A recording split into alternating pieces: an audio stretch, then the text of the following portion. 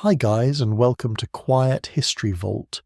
Tonight we stand at the edge of the Missouri frontier where the grass rolls away like a green ocean and the wagon canvas snaps softly in the evening wind.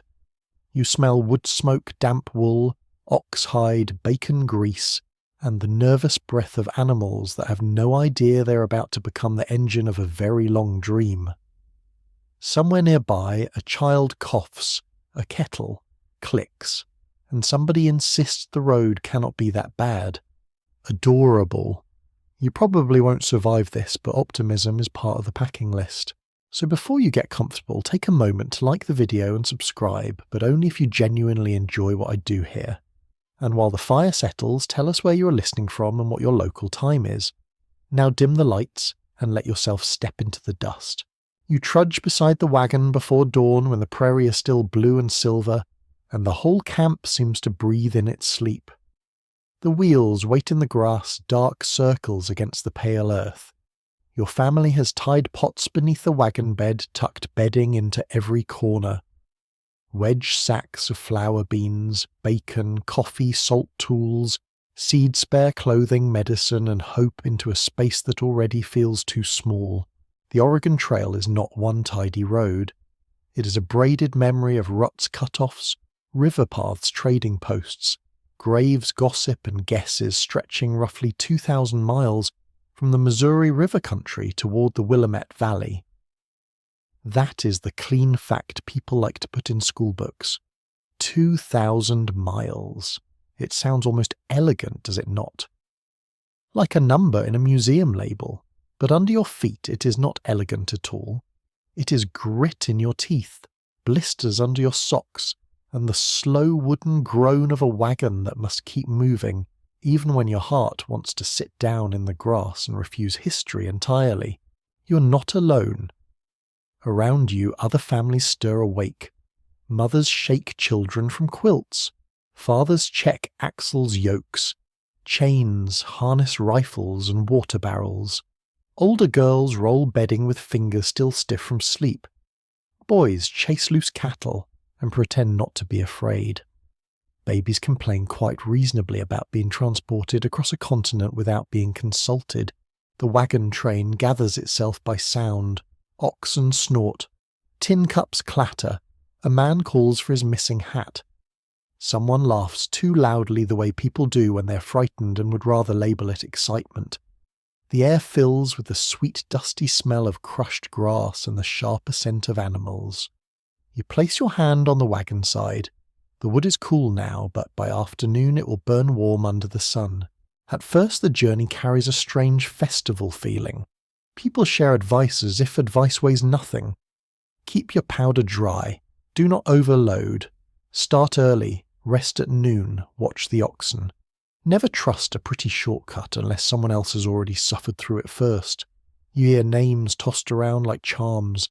Platte Fort Kearney, Chimney Rock, Fort Laramie, South Pass. They sound distant and grand, almost theatrical, as if the land has prepared scenery for you.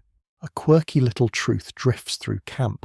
With the smoke, some emigrants brought ridiculous luxuries in the beginning. Clocks, heavy furniture, cast iron stoves, framed mirrors, even pianos in a few famous cases. You can almost admire the confidence. Imagine looking at a mountain range and thinking, yes, what this situation needs is a parlour organ. The trail patient and unsentimental will correct that opinion soon enough. For now, though, no one wants to speak too much about failure. The first days are full of promises. Your family promises to stay together. Your neighbours promise to help if a wheel breaks. The captain promises order. The guide, if you have one, promises he knows the way, which may or may not be a statement blessed by reality. The children promise they will walk without complaining. This lasts approximately one morning. The wagons begin to roll and the motion becomes your new clock. Creak, step, breath. Creak, step, breath. The prairie opens on every side wide enough to make you feel both free and very small. Meadowlarks call from invisible places. Grasshoppers spring away from your boots. The wheels carve fresh lines beside old ones, and you realize others have passed this way before you. Their marks remain in the earth like sentences written by people too tired to use ink. You walk because riding is a luxury. The wagon is for supplies, the sick, the very young, and sometimes the very stubborn. Most days, if you're able, you walk 10 miles, 12 miles, 15 on a good day. The first week teaches your body what the dream costs. Your shoulders ache, your feet swell, your skin gathers dust so completely that washing begins to feel like a rumour from another life. Still, the evenings are gentle enough to fool you. The train circles not always in the perfect dramatic ring that paintings adore, but close enough to make a kind of temporary village. Fires bloom, coffee boils, dough bakes in skillets. Someone mends a torn dress. Someone sings softly. A fiddle appears because humans are strange and lovely creatures who will bring music into almost any hardship, even one involving mosquitoes, manure, and questionable water. Historians still argue whether most emigrants truly understood the full danger before they left, or whether the early trail culture softened the terror with guidebooks rumour and the powerful shine of land hunger. You feel that argument in your own chest. You know this journey can kill. Everyone knows that in the abstract. But abstraction is tidy. Reality is the child beside you, rubbing sleep from her eyes, the cow already limping the flour sack that must last farther than your imagination can comfortably travel. And then there is the deeper pressure, the one no wagon cover can hide. Families come because staying has begun to feel impossible or too small. Farms back east are crowded. Debts pinch. Soil tires. Stories of Oregon arrive, polished by distance, rich land, mild valleys, new beginnings. Some travel for opportunity, some for health, some for pride, some because a husband, father or brother decided, and everyone else was folded into the decision like blankets into a trunk. You keep walking. Morning becomes noon. Noon becomes amber evening. Days begin to blur not because nothing happens, but because the same things happen with small variations. Find water, guard animals, repair gear, cook fast, sleep lightly, wake sore, move again. The trail does not roar at you yet. It whispers. It asks whether you pack too much, whether your children are strong enough, whether your neighbours are kind enough, whether your family promises will hold when kindness becomes expensive. At night, lying beneath a sky so crowded with stars it feels almost noisy, you listen to the camp settle. Oxen shift in the dark. A baby whimpers, then quiets. Far away a coyote calls thin and lonely. The wagon canvas above you glows faintly with moonlight. You think of the home behind you already becoming memory and the home ahead still only a story. For now everyone is still together. The wagons are whole. The animals stand, the children sleep. The road ahead is immense, but it has not yet chosen anyone to fall behind. Not yet. By the second stretch of the journey, the trail begins to teach you its favourite lesson, which is that time is not gentle. Time is not a soft thing folded into a pocket watch. Time is the captain shouting before sunrise. Time is the oxen being yoked while the coffee is still too hot to drink.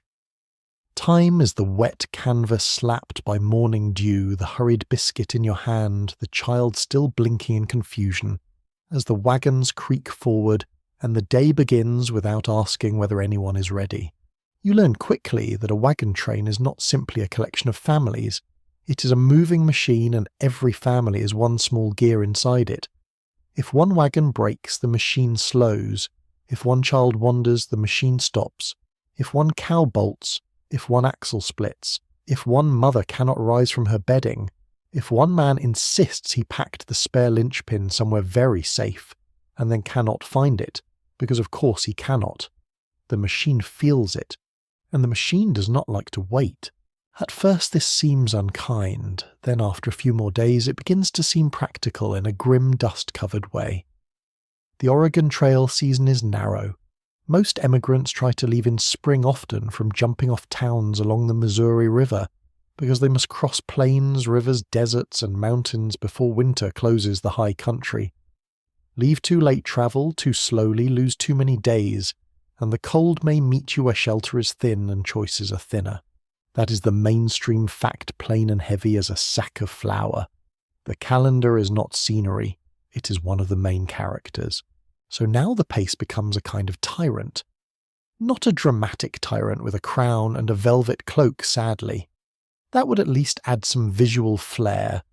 This tyrant wears dust, speaks in mileage, and sits quietly on every wagon tongue. It says 12 miles today. It says 15 if the ground is good. It says no, you may not spend the morning hunting berries because your cousin saw some bushes and felt whimsical. You walk with your eyes on the wagon ahead. Its canvas sways like a tired white sail. Beyond it another wagon, then another. The train stretches across the prairie in a long, uneven line, sometimes bunching near a creek, sometimes spreading across flat land until the people at the rear look like small moving marks against the grass. You begin to understand that placement matters. Wagons in front avoid some dust, though they must break the way. Wagons behind swallow the trail in their mouths and eyes. If your family falls too far back, you feel the loneliness immediately. Dust changes everything. It coats your tongue. It settles in your eyelashes. It grits between your teeth so that even bacon tastes faintly of road. You wipe your face with a damp cloth, and the cloth comes away brown. Your hair feels like rope. The children look as if they have been lightly breaded for frying, which would be funnier if everyone were less exhausted. The captain measures progress. So do the worried men with notebooks.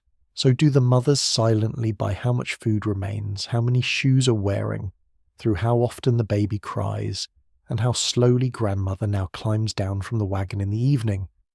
Everyone becomes a mathematician of survival. A day lost to rain is not one day. It is one less day before the mountains. A day spent repairing a wheel is one more day for supplies to shrink. A day waiting for one sick family is also a day every other family must pay. You begin to hear new tones in familiar voices. At breakfast someone says kindly that the Smith wagon should try to be ready sooner. By noon someone says the Smith wagon is slowing everyone down. By evening someone says this cannot continue. Nobody wants to be cruel. Cruelty sounds too sharp, too deliberate. What grows instead is impatience dressed as necessity. And necessity can be very persuasive. There is a quirky bit of trail life you notice in the way people try to beat the clock. Some emigrants attach little bells or scraps of bright cloth to animals and children, not for charm, though it does look oddly festive, but to keep track of them when the train is moving and dust hides the world. The trail becomes part migration, part farmyard, parade, part very poorly organised outdoor daycare. Somewhere a toddler with a bell tied near his coat wanders toward a sage patch, with the confidence of a tiny explorer and the judgment of a boiled potato. You laugh because laughing is easier than thinking about what would happen if he vanished. The pace changes family life. Back home meals had shape. Morning chores, dinner supper, perhaps a neighbour calling, perhaps church bells, perhaps a familiar porch at dusk. Here meals are squeezed around movement. Dough is mixed in haste. Coffee is gulped. Bacon is sliced thin. Children eat while walking. A mother nurses an infant beneath the wagon shade while glancing at the road ahead, because even care must now happen at the speed of the train.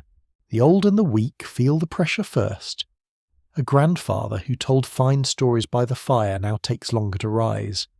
A young woman recovering from childbirth watches the wagons line up each morning with a private dread.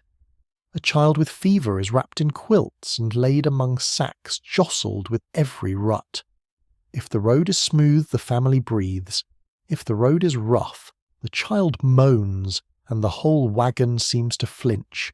Scholars continue to debate whether wagon train discipline was usually democratic, informal, or quietly dominated by a few confident men who happen to own strong teams and loud voices. You can feel all three possibilities in camp. There are meetings, yes. There are votes, yes. Rules are spoken around fires. But the families with the best animals and the fastest wagons naturally pull the line forward. The slow families learn that a vote can be fair and still feel like being abandoned by inches. You do not fall behind all at once, that is the cruel elegance of it. You fall behind in small, almost reasonable moments. A shoe must be tied, a pot slips loose, the oxen need water, a child refuses to walk another step. You stop for 5 minutes, then hurry to regain the line. Later you stop for 10. By afternoon, the last wagon ahead is farther away than it was yesterday. The sound changes when you fall back. Up near the centre, the train is full of voices, wheels, animals, iron, coughing laughter orders. At the rear, those sounds thin. The prairie grows larger. Wind moves through grass with a dry whisper. Your own wagon creaks louder. Every delay feels exposed, as if the whole sky is watching and making notes. The captain rides back sometimes, or walks back depending on his mood and his horse. He does not say you are a burden. Not yet. He says the train must make better time. He says the grass ahead will not wait. He says water is uncertain. He says there are difficult crossings coming.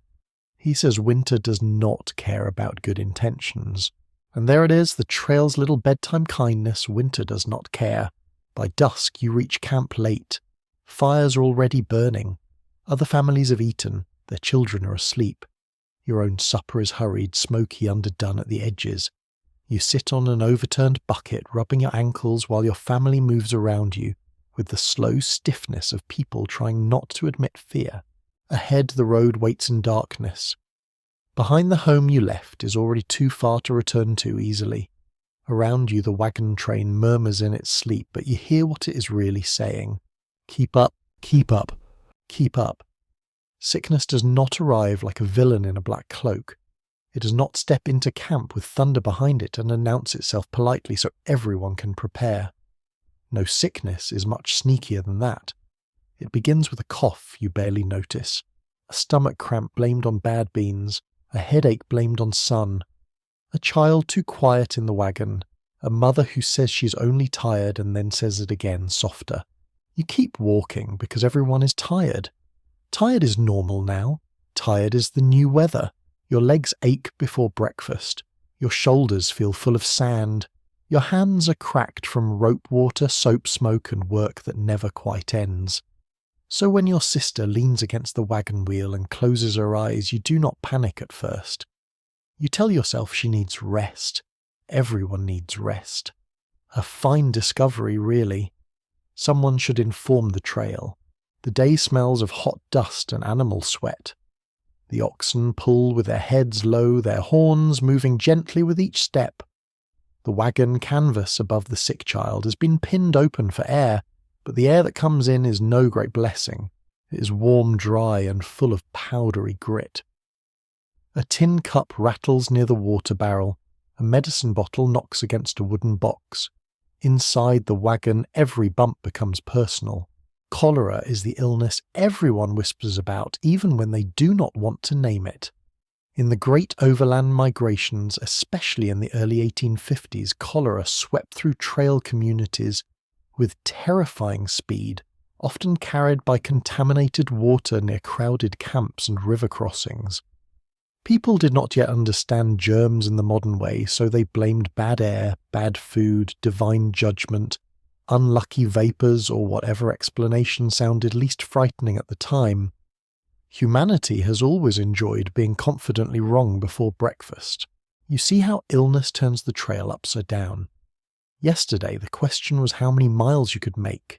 Today the question is whether the person you love can sit up. Yesterday the captain worried about water. Today your mother watches a pale face and counts breaths. The wagon train still rolls, but inside your family time stops and hovers. A sick person changes every motion. Someone must walk beside the wagon and listen. Someone must fetch water more often. Someone must wash cloths, air bedding, mix powders, brew teas, prepare broth if anything can be spared, and keep flies away. The wagon, already crowded, becomes a moving sick room. Flour sacks shift. Blankets are rolled tighter. A younger child is told to sit still, which is optimistic to the point of comedy. There are medicines, of course. Everyone has opinions about medicines. Laudanum may be packed in a chest along with camphor castor oil. quinine, peppermint, vinegar, mustard plasters, and mysterious family remedies that smell like a cupboard, lost a fight with a swamp. Some remedies soothe, some do nothing, some make matters worse. One quirky trail, tidbit odd, and a little grim, is that emigrant guidebooks and family advice sometimes recommended treatments with absolute confidence that would make a modern doctor gently place the book face down and take a long walk. If your cure involves heroic amounts of purging bleeding or drinking something that tastes like furniture polish, perhaps the trail is already won. Still, people try. They try because care is love in motion. A woman kneels in the wagon, bracing herself against the jolts and spoons water into a child's mouth. A father walks with one hand on the sideboard as if steadying the wagon might steady the fever. A brother gathers buffalo chips for the evening fire because there is no wood nearby, and no one has the energy to complain about burning dried manure anymore. It burns. That is the standard now. Elegance has left the chat. The wagon train grows quieter around a sick family. At first, neighbours ask questions. How is she? Has the fever broken? Can we bring anything? Then the questions become cautious because answers are heavy. A woman from another wagon leaves a strip of clean cloth. A man offers a pinch of tea. Someone gives advice involving vinegar because vinegar appears to be the 19th century's answer to almost everything. Sore throat, vinegar.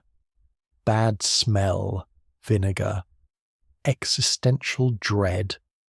Well, perhaps a little vinegar, but beneath the kindness the pace waits. The train cannot stop long for every illness. That is the terrible arithmetic. If one family halts for a full day, everyone loses a day.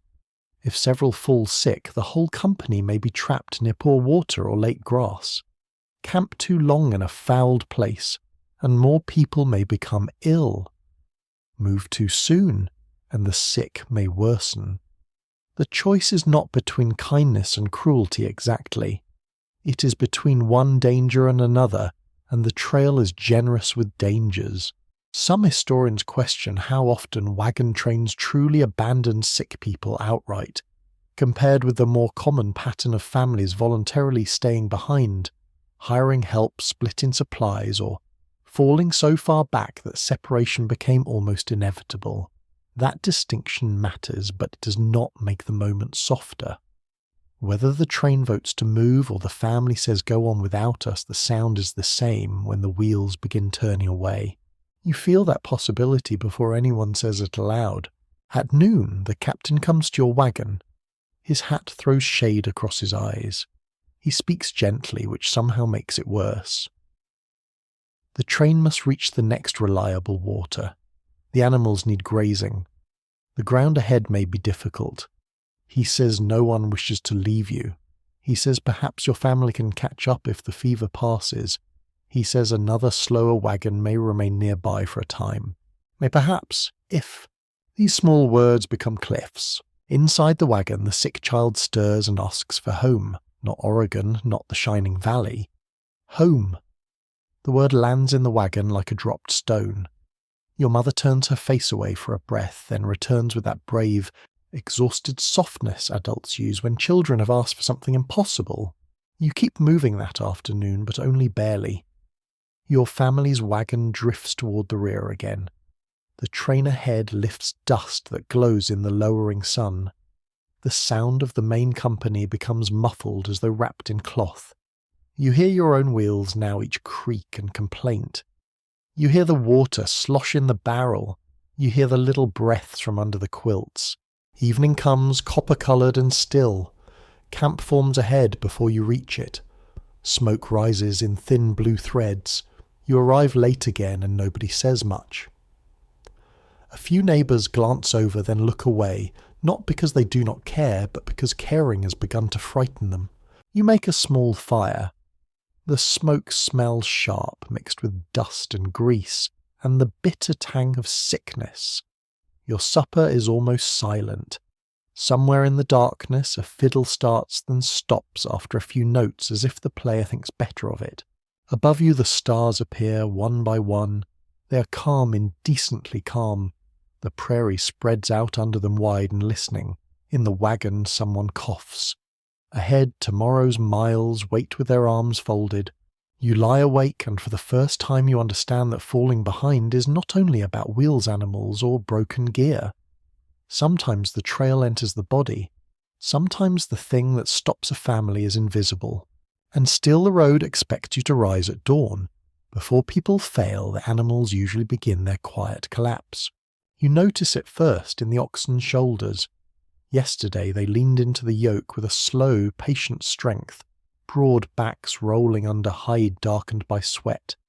Today their heads hang lower, their ribs show more plainly. The hair along their necks is rubbed raw where the wooden bows press. Flies gather at the corners of their eyes and their tails flick with tired annoyance, as if even the insects have become part of the trail's management team. The wagon depends on them completely. That sounds obvious, but the trail has a talent for turning obvious truths into disasters. Your family may have courage. You may have flour, bacon, coffee, blankets, a Bible, a rifle, spare shoes, and the stubborn belief that Oregon is waiting politely for your arrival. But without animals, the wagon is not a wagon anymore. It is a large, awkward box in the grass full of things you used to think mattered. Most overland emigrants relied on oxen rather than horses, because oxen were generally cheaper, steadier, better at pulling heavy loads, and could survive on rougher forage. They were slow, yes, but slow is acceptable when it keeps moving. This is one of the plain historical realities of the Oregon Trail. Speed was tempting, but endurance was life. You walk beside your lead ox and listen to his breath. It comes out in wet, heavy bursts. The morning air is already warm and the road ahead ripples under pale sunlight. Each hoof presses into powdery soil, raising little puffs that drift backward and cling to your skirt, your trousers, your eyelashes. The smell is strong today. Dust, dung, sweat, leather, sun-baked canvas, and the sour musk of animals worked too hard for too many miles. At breakfast your father lifts one ox's hoof and finds a stone lodged deep near the edge.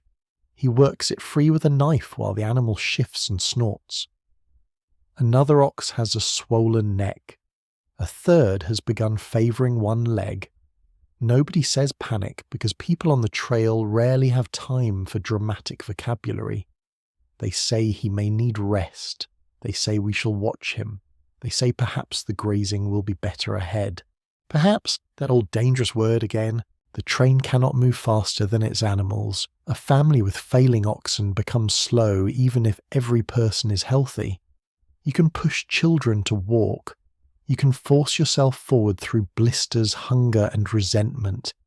You can drink bad coffee and pretend it has healing powers. But you cannot argue an exhausted ox into physics. He either pulls or he does not. By noon, the first real trouble comes. The wheel drops into a rut, the wagon lurches, and the team strains. For a moment, the whole world seems to hold its breath.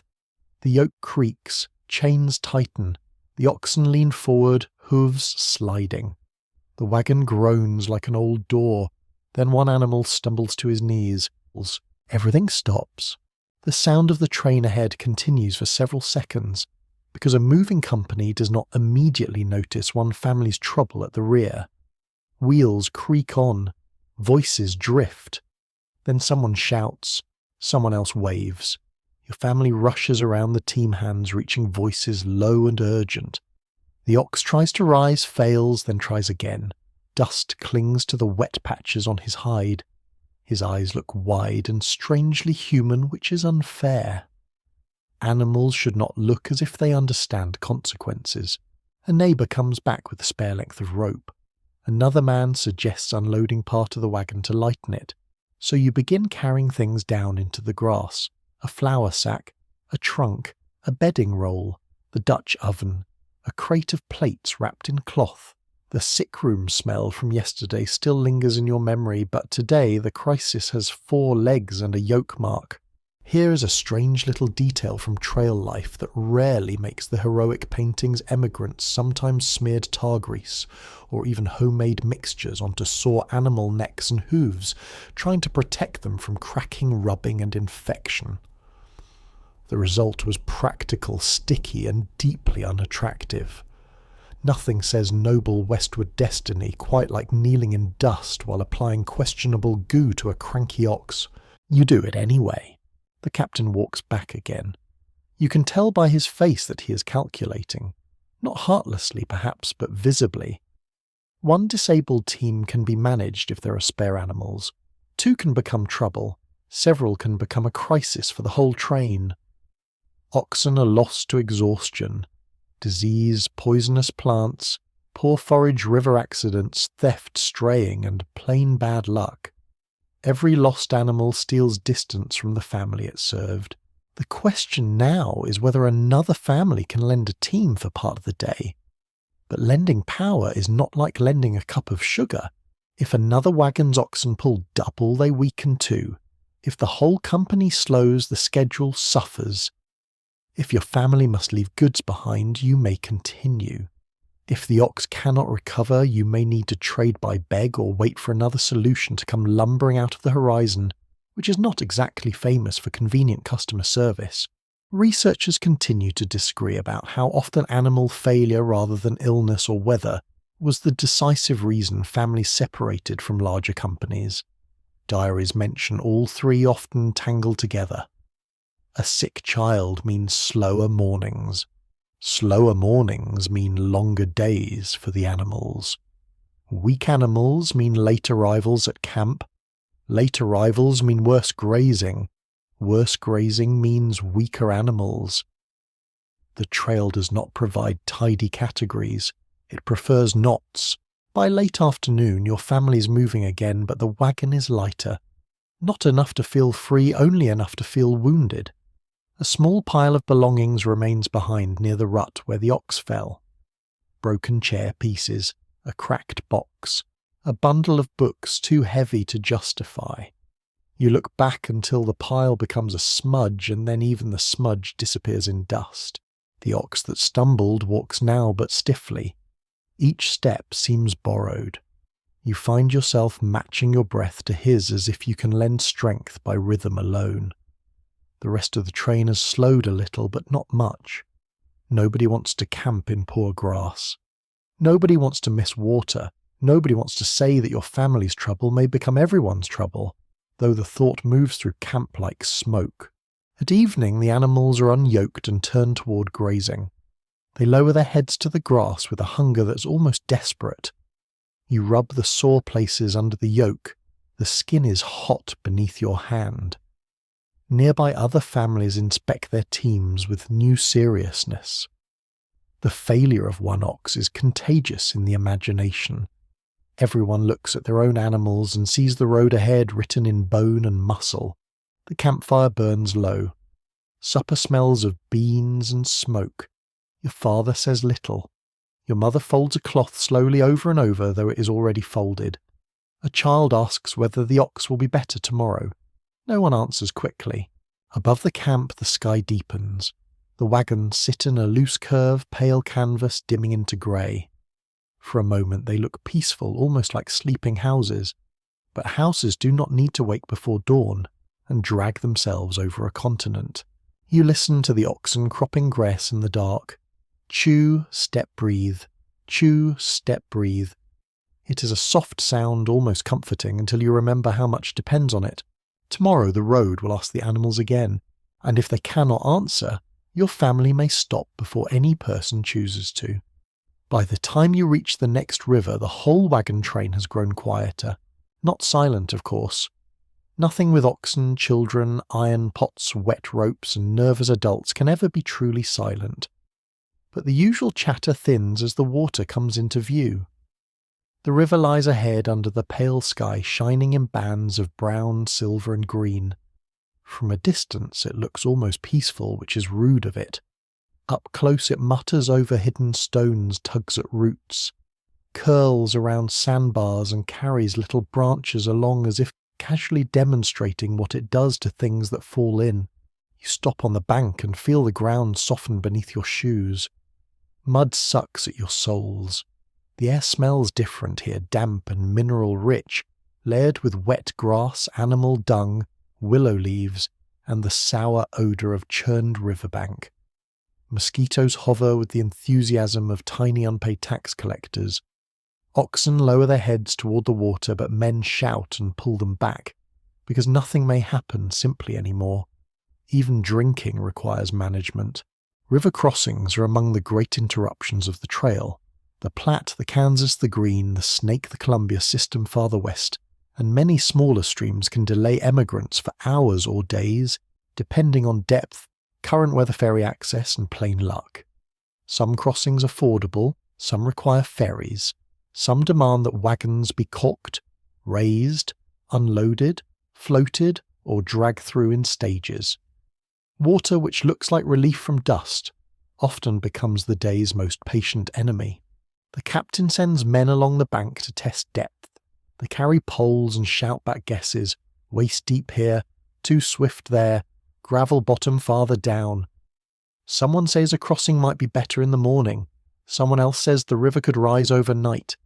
A third person says he crossed a worse river in Illinois, and everyone ignores him, which is probably best for community health. The wagons gather in a broad, uneven crowd near the bank. Families climb down. Children are ordered to stay back, then immediately drift forward, because children have an ancient instinct for standing exactly where they should not. Women begin preparing for the work no one calls women's work when danger is dramatic, but everyone expects them to do anyway. Bedding must be wrapped, food must be lifted, clothing must be tied high, medicines must be protected, babies must be held, tempers must be cooled, tears must be noticed before they turn into panic. You help unload the lighter goods from your wagon, passing bundles hand to hand. Flour sacks go higher. The coffee tin is wrapped in cloth. Your mother checks the medicine chest twice. The wagon bed smells of old canvas, bacon, grease dust, and the faint, lingering bitterness of illness from the days before. The weakened ox stands nearby, head low. You watch him, and then the river, and your stomach tightens. The train cannot afford a bad crossing. A wagon lost in the current is not only a family tragedy, it can block the passage, drown animals, destroy supplies, and delay everyone behind it. A single broken axle in midstream can turn the line into confusion. A frightened ox can twist a yoke, a child can slip, a barrel can float away. The river does not need to be deep everywhere. It only needs one place where the current knows more than you do. There is a curious trail detail that feels almost absurd until you see the logic of it. Some emigrants turned wagon beds into makeshift boats by sealing cracks with tar pitch or tallow, then floating them across with ropes, while animals swam or were guided separately. Imagine trusting your household future to a wooden box recently filled with bacon quilts, and possibly a chicken with strong opinions. It is practical. It is inventive. It is also the sort of plan that makes you understand why diaries sometimes sound tired before the sentence even begins. A ferry waits farther downriver, if you can call it waiting. It is more like a promise attached to a long line of impatient travellers. The ferry operator knows exactly what the crossing is worth, and prices rise when need rises. Money changes hands. Arguments bloom. Families who thought themselves prepared discover that rivers charge fees in cash labour time and dignity. Those with little money consider fording. Those with weak animals hesitate. Those with heavy wagons begin unloading more goods. Those already falling behind feel the river as a judgment. Every hour spent here widens the difference between the strong and the struggling. Fast wagons can cross first dry, their wheels graze their teams and move on. Slow wagons are left to wait in trampled mud, watching daylight drain away. Some modern historians dispute whether the greatest danger at crossings came from the water itself or from the delays that followed, because waiting near crowded riverbanks could foul water exhaust animals, spread illness and fray cooperation. You can feel the question under your feet. The river is dangerous, yes, but so is stopping beside it with hundreds of humans and animals pressing into one damp strip of land, all needing the same grass, the same water, the same narrow chance to pass. By afternoon, the first wagons enter. The sound changes instantly. Wheels splash, oxen grunt, men shout instructions that mostly collide in the air. Ropes strain. The current pushes against the wagon wheels with a steady sideways force. Water climbs to the hubs, then higher. A woman on the far bank holds her breath so visibly you can see it from where you stand. One wagon rocks, tilts, steadies. Cheers rise when it reaches shallower water. Another follows, then another. The train becomes a chain of risk. Your turn comes late. The sun has dropped, and the river surface shines like hammered metal. Your family's wagon is lighter than it was before thanks to the belongings left in the dust behind you. That should help.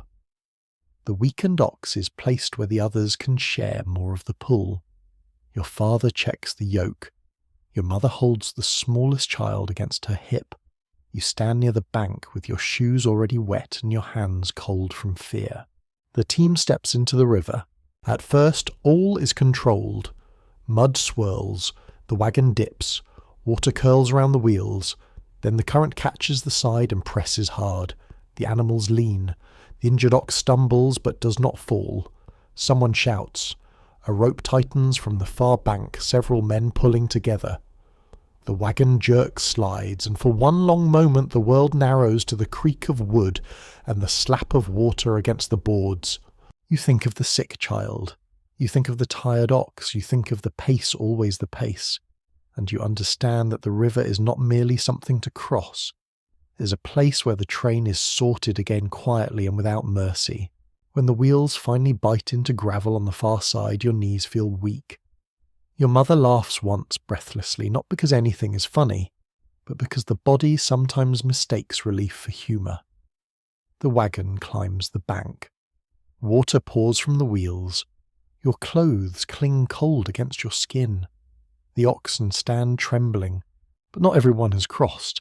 Behind you, more wagons wait in fading light. A ferry rope has tangled. One family is still unloading. Another has a child with fever who cannot endure another wet night easily. The captain speaks with several men glancing at the sky. Camp must be made. The main train may move at first light. Those not across by then will have to follow when they can. The words settle over the bank like mist. You help make supper on the far side where the grass is already cropped short by earlier teams. Smoke drifts low in the damp air. Across the river, fires blink among the stranded wagons. They look close enough to call to yet suddenly far away. Water runs between you, darkening under the evening. The river keeps moving all night, and in its steady voice you hear the next separation beginning. Morning after the river smells of wet canvas, cold ashes, trampled grass, and the sour breath of tired animals. The wagon wheels have dried with mud packed around the spokes, and every step makes that brittle crust crack and fall away in flakes. You wake stiff with dampness in your sleeves and a faint ache behind your eyes. Across the water, the last stranded fires are pale in the dawn, and the families who crossed late move like shadows among their wagons. The train gathers itself, but slowly. River crossings always leave evidence. A rope is missing. A bucket has floated away. A child has lost one shoe, which is impressive in the worst possible way. A sack of meal has taken on water and now smells faintly spoiled. Someone's bedding is damp. Someone's temper is worse. The weakened ox from your family's team stands with one hoof lifted, not quite lame, not quite sound, existing in that dreadful middle place where everyone pretends not to worry too loudly. Then comes the unloading. At first it feels temporary. You pull things from the wagon to check what survived the crossing. Bedding crates, tools, sacks, pots, a small chest, your mother's extra dress, a bundle of books, the cracked mirror wrapped in a shawl, the good dishes brought because a new home should begin with something civilized.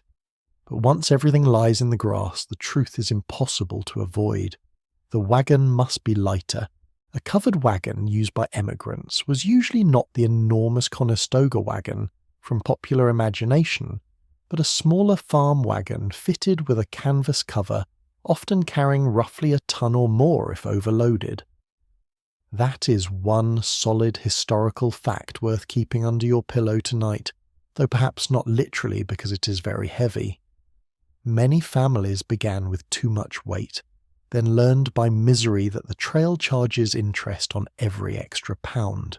You stand beside a pile of belongings and feel how strange it is to judge a life by weight. The iron stove is useful but brutal. The trunk holds clothing letters and pieces of the past, but it drags at the team. The books carry memory and comfort, but they do not pull themselves. The chair belonged to someone's mother. The clock kept time in a room that no longer exists. The good dishes were meant for Oregon, for a table beneath a roof not yet built for guests not yet met.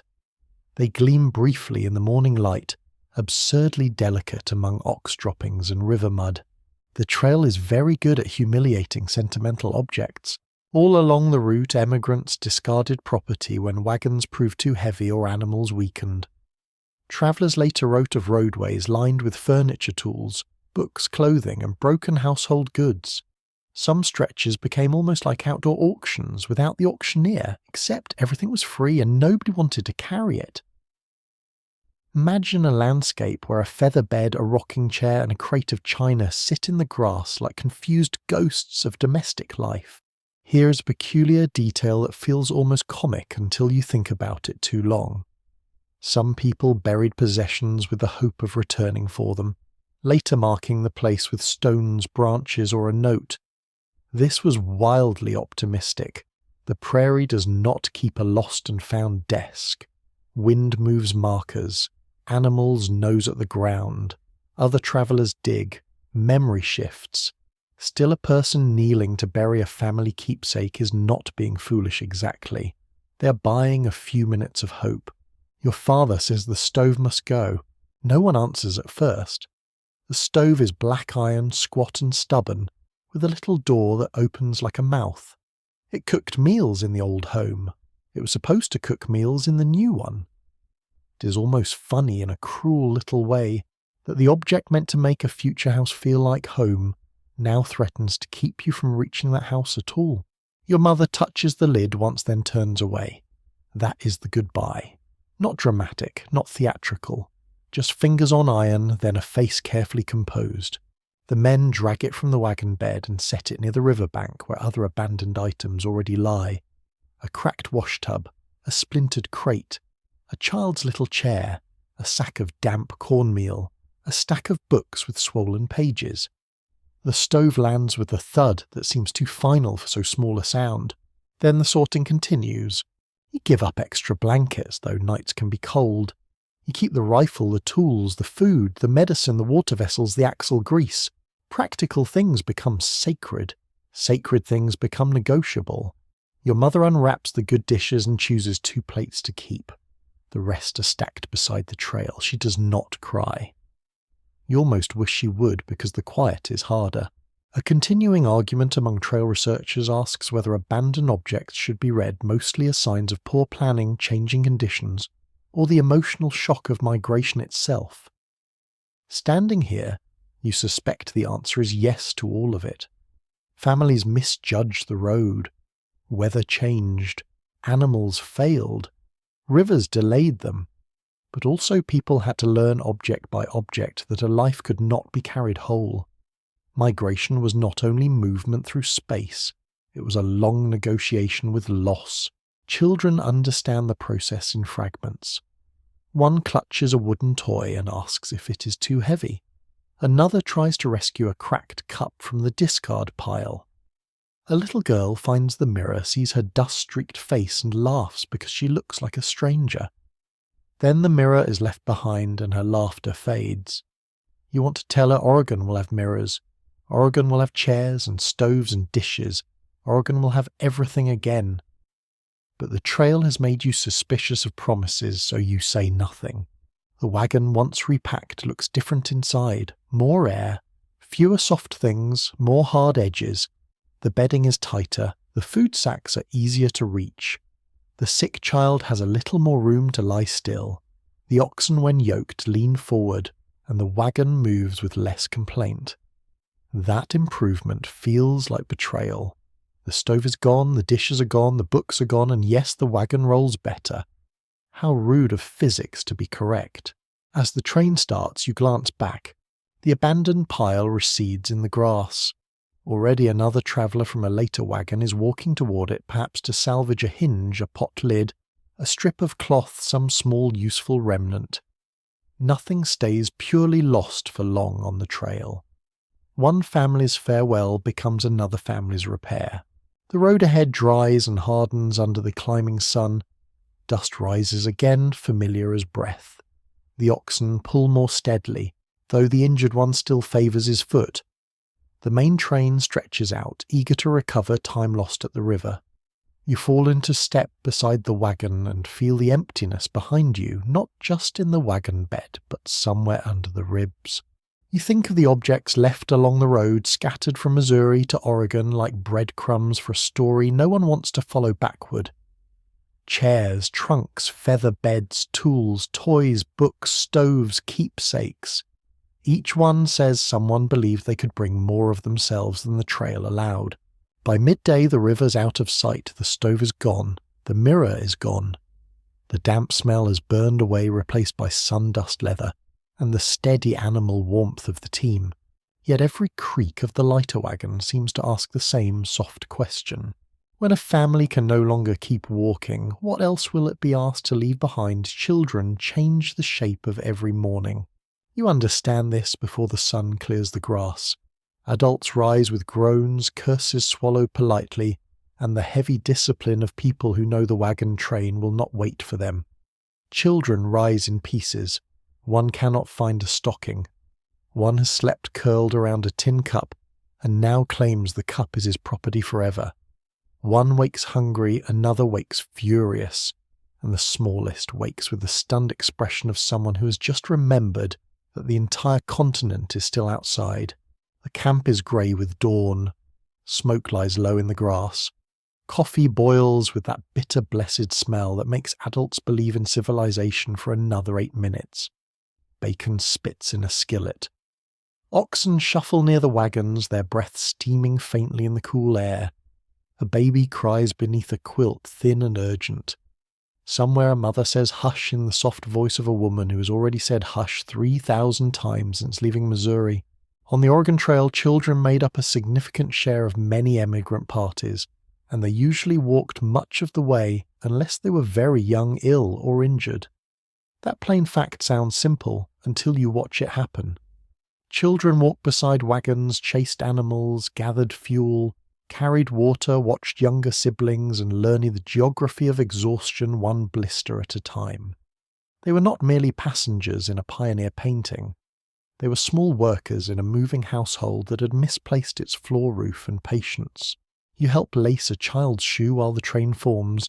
The leather is stiff with dust. His toes push against the front because his feet have grown, or the shoes have shrunk, or the trail has developed an interest in foot-based comedy. He winces when he stands. His mother notices, then looks toward the line of wagons already pulling out. There is no cobbler ahead, no quiet week to rest, no sensible shop with socks in 3 sizes and a bored clerk. There is only the morning, and the morning is leaving. So he walks. At first, children treat the trail like an enormous yard. They collect stones, feathers, beetles, flowers, bones, and other treasures adults describe as filth with insufficient imagination. They ask what is beyond the next rise. They run ahead, then lag behind. They invent games around wagon wheels, animal tracks, and who can spot the first antelope. They make friends from other wagons, forming little dusty societies that shift every time the train stops. But the trail wears childhood thin. By noon the game's quiet. The sun presses down. The grasshoppers snap away from each step. Dust settles on sweaty faces until every child looks older and more serious. A girl carries her baby brother for a while, then passes him to her mother, then takes him again because the mother must help tighten a load. A boy drives loose cattle with a willow switch, calling out in a voice too small for the job. Another child walks half asleep, stumbling and catching himself, while the wagon rolls beside him like a slow wall. There is a strange little detail in some emigrant accounts about children becoming experts at spotting useful fuel. In treeless stretches they gathered dried buffalo chips for fires, stacking them with the practical seriousness of bankers counting coins. Imagine being 7 years old and learning that tonight's supper depends on your ability to identify premium dried dung. Childhood glamour truly unmatched. Still the work matters. Without fuel there is no hot meal. Without water fetched in pails, no coffee, no washing, no cooling cloth for a fevered forehead. Without older children watching younger ones, mothers cannot cook, mend, nurse, repack or tend the sick. The family keeps moving because everyone contributes, even the ones who still believe a frog is an appropriate pocket companion. The nursing infants are another clock entirely. They do not care that the train wants 12 miles. They care about hunger, heat, cold, damp cloth noise, and being bounced inside a wagon over ruts created by every optimistic fool who came before you. A mother may walk beside the wagon and nurse during a brief halt, her shoulders turned for privacy that barely exists. She may climb into the wagon while it moves, bracing herself, with one hand, baby in the other arm sacs and bedding around her. Each jolt travels through both bodies. Pregnancy and childbirth on the trail could transform a family's pace as surely as a broken wheel. Babies were born in camps near rivers under wagon covers, sometimes with neighbouring women helping, while the train waited or moved on slowly. This is one of those facts that should make everyone lower their voice for a moment. The trail did not pause being a trail because a woman was in labour. It remained dusty, crowded, fly-bitten and impatient. A current debate among social historians asks whether children on the overland trails remembered the journey, mostly as adventure hardship trauma, or a mixture shaped later by family storytelling. You can feel the answer changing by the hour. In the morning, a child laughs at prairie dogs popping from their burrows like tiny suspicious landlords. By afternoon, the same child cries because his feet hurt. At night, he stares into the fire while adults discuss whether the wagon can keep pace. Memory will choose what it can bear. Today your family loses time because of the children, not dramatically, not in a way that makes anyone a villain. The baby needs changing. The little boy with sore feet cannot keep up. The girl carrying water drops a pail and must go back. The sick child from the earlier days is better but weak, and must ride more often. Every small need is reasonable. Every reasonable need takes minutes. The train ahead turns minutes into distance. You notice the captain looking back again. The wagons at the front are already entering a shallow valley. Their canvas tops dip and rise like pale backs of animals. The rear wagons stretch thin. Your mother urges the children forward, not harshly, but with a tightness in her voice. Come along now, just to that rise, just to the creek, just a little farther. She's become a maker of small distances because large distances would break everyone. The boy asks if Oregon has beds. Yes, she says. He asks if Oregon has cows. Yes. He asks if Oregon has Sundays. She almost smiles. Yes, Oregon has Sundays. He asks if Oregon has walking. No one answers that one. By evening, your family reaches camp after most fires are lit. The children are too tired to play. Their faces are streaked where tears cut through dust. The baby sleeps with one fist open against your mother's shoulder. The boy with sore feet sits on a blanket while his older sister washes his blisters carefully. He does not complain now. That silence is worse than whining. Around the fire, adults speak in low voices. The train must make better time tomorrow. The animals need stronger grazing. The river delay must be recovered. You know these words. You have heard their cousins before. Pace, water, grass, winter. Always the same invisible hands pushing at your back. You look at the children sleeping in a row under patched quilts, small bodies curved toward warmth. They are the reason families endure the trail, and also one reason families slow upon it. That is the tender cruelty of it. The future must be carried, fed, comforted, protected, and sometimes lifted into the wagon when it can no longer walk. The fire settles into red coals. Beyond camp the prairie darkens. The wagons creak softly as canvas shifts in the night breeze. Somewhere an ox coughs. Somewhere a child dreams and murmurs. Tomorrow the morning will ask them to rise again, and the smallest feat will help decide whether the family keeps up. By now the wagon train has learned to speak in meetings. Not cheerful meetings, sadly. No biscuits, no little agenda, no one saying wonderful thoughts, Jeremiah let us circle back. These meetings happen in dusk light with dust on everyone's faces, and worry sitting openly between the fires. Men gather near the captain's wagon. Women listen while mending, cooking, nursing, or pretending not to listen, which fools absolutely no one. Children hover at the edges until someone sends them away, and then they return as smaller shadows because children are built from curiosity and poor timing. The issue is pace again. It always returns to pace like a mosquito near the ear. Your family has not stopped the train completely, but you have slowed it. The sick child is still weak. The injured ox pulls, but not well. The younger children need more rest.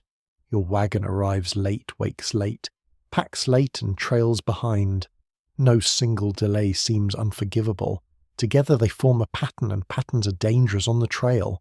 Many wagon companies adopted written rules before departure, or early in the journey, choosing captains, setting guard duties, arranging travel order, and deciding how disputes would be settled. This was not decoration. It was survival by committee, which sounds noble until everyone is hungry and someone has lost a cow. The rules gave structure to a moving village where no courthouse sheriff or familiar neighbour waited around the bend. Tonight the structure tightens. You stand near your wagon, pretending to sort a rope while listening. The captain speaks in a low voice. He says the company must recover lost time. He says the grass ahead may be poor. He says too many animals are weakening.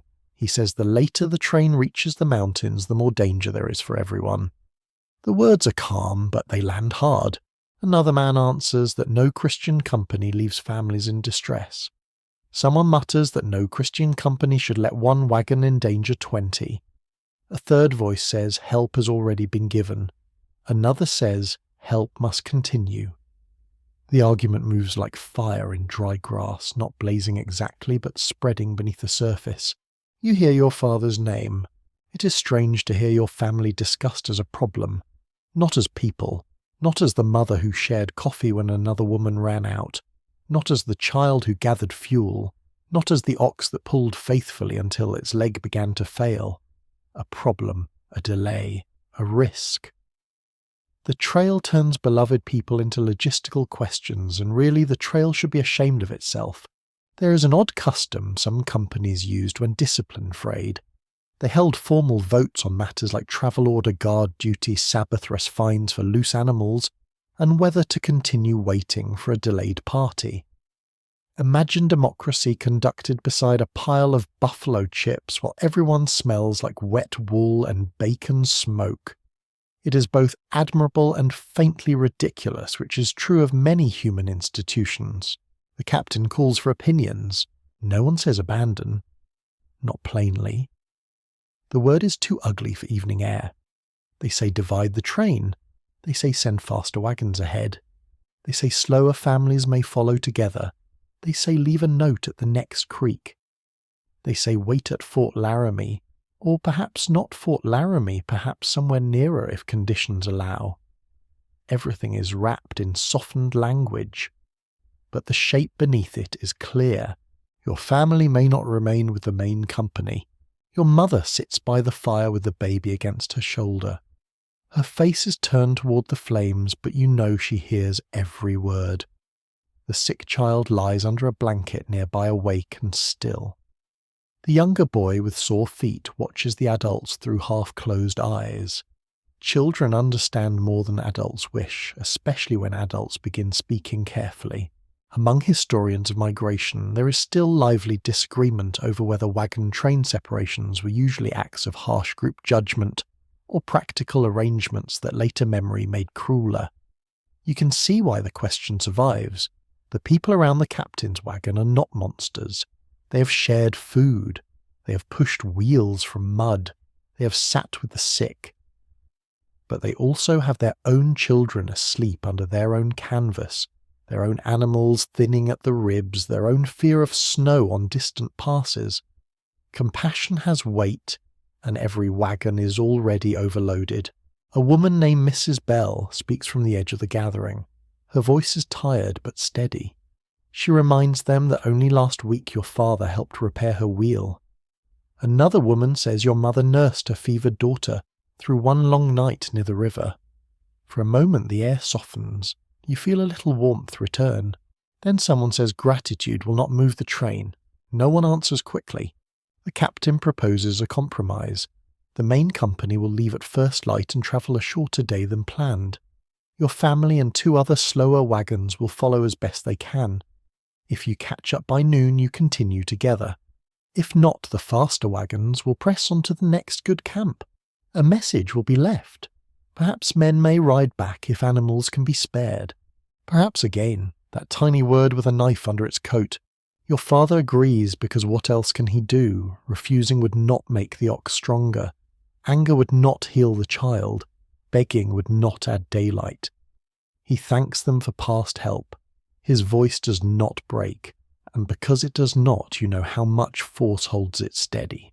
The vote passes, not unanimously. That almost hurts more. Several people wanted to wait. Several did not. A few refused to choose and stared into the dust, which is a choice too, though a very quiet one. The decision becomes official in the way trail decisions do. No seal, no judge, no clerk. Just tired people nodding under a darkening sky while the future shifts beneath everyone's feet. Afterward neighbours come by your fire. They bring small things. A twist of tea, a little dried apple, a strip of leather for mending harness. Advice naturally, because advice remains the one supply no one can exhaust. Keep the weak ox on the inside, start before dawn, lighten more if needed, do not camp too close to stagnant water, watch the clouds. Their kindness feels sincere, it also feels like farewell. The night deepens.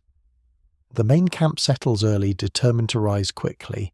You hear preparations in the dark, packs tightened, axle boxes checked, chains laid ready, the soft thud of flour sacks being moved. The murmur of people who want morning to go smoothly because morning now has judgment in it. Your own family does not sleep much. Your mother repacks the wagon by touch. Your father rubs the ox's leg with a greasy mixture that smells sharp and bitter. You roll blankets, you tie cups, you move quietly around the children. The sick child asks whether the others are angry. No, your mother says. And that's mostly true. Mostly true is the trail's favourite kind of truth. Near dawn, the camp turns silver. The faster wagons are already stirring. Oxen are yoked. Wheels groan. Coffee steam rises and vanishes. The captain comes once more not unkindly and says they will move slow until the sun is higher. Then the first wagon stopped.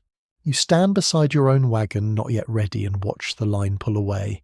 Canvas after canvas, wheel after wheel. People glance back. Some wave, some do not. Dust lifts behind them and drifts toward you like a curtain being drawn. The train has not abandoned you. Not exactly, but it has voted and the road has accepted the motion. Your father tightens the last strap. Your mother gathers the children. The oxen lean into the yoke. And now your family must prove mile by mile whether it still belongs to the moving world ahead. The morning begins before the birds trust it. Your family rises in a blue-grey hush while the last stars still tremble above the prairie and the grass is cold against your shoes. The main company is already ahead, not gone from sight yet, but far enough that its wagons look smaller, paler, almost dreamlike in the early light. Their dust has not risen fully. For a few blessed minutes the world seems gentle. Then the sick child vomits beside the wagon and gentleness packs its little bag and leaves. You stop everything. The child had seemed stronger yesterday evening, which now feels like a cruel trick performed by the human body. Her cheeks are hollow, her hair damp at the temples, her eyes too bright. Your mother kneels beside her, with a cup of water and a cloth. Your father stands with one hand on the wagon wheel, looking toward the receding train, and then back at his daughter, as if his gaze alone might hold both futures in place. It cannot. The trail is full of ordinary medical crises made extraordinary by distance. Fever injury, infection, childbirth, dehydration, stomach illness. Tooth pain, burn, snake bite, and exhaustion. All happened in places where professional medical help was usually absent or far away. Families depended on home remedies, shared experience, a few patent medicines, and the practical nursing skills of women who were expected to know what to do even when no one truly did. That is the plain truth of care on the road. The doctor, if there is one, may be miles ahead, miles behind, or not a doctor at all, but a confident man with a bottle and opinions. You help lift the child back into the wagon. The canvas smells of dust, damp bedding, old sickness, and the faint sweetness of dried apples tucked in a sack nearby. Someone has spread a quilt over the flour sacks to make a smoother bed. It is not smooth. Every board beneath seems to remember every rut. The other two slow wagons wait nearby. They're kind enough not to say what everyone is thinking. One belongs to the Bell family whose wheel your father repaired. The other belongs to an older couple travelling with a widowed daughter and two quiet children. Their oxen stand yoked and restless. Their people are ready, which makes your unreadiness louder. Mrs. Bell comes with warm water. She has tied her hair under a faded kerchief and her sleeves are rolled.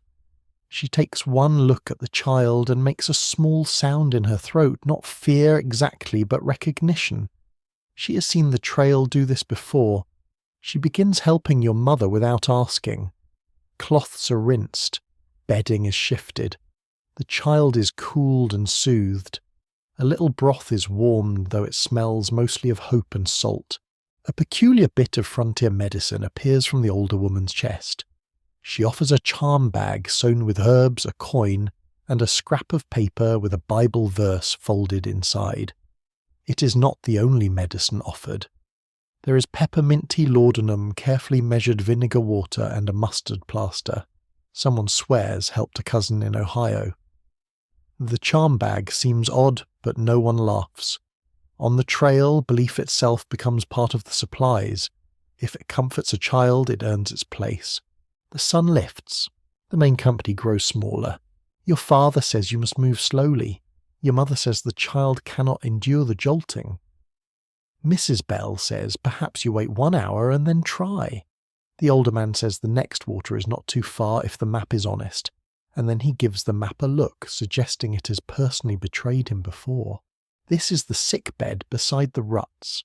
Not a bed in a room, not a curtained corner, not a place where neighbours can sit all day and soup can simmer without consequence.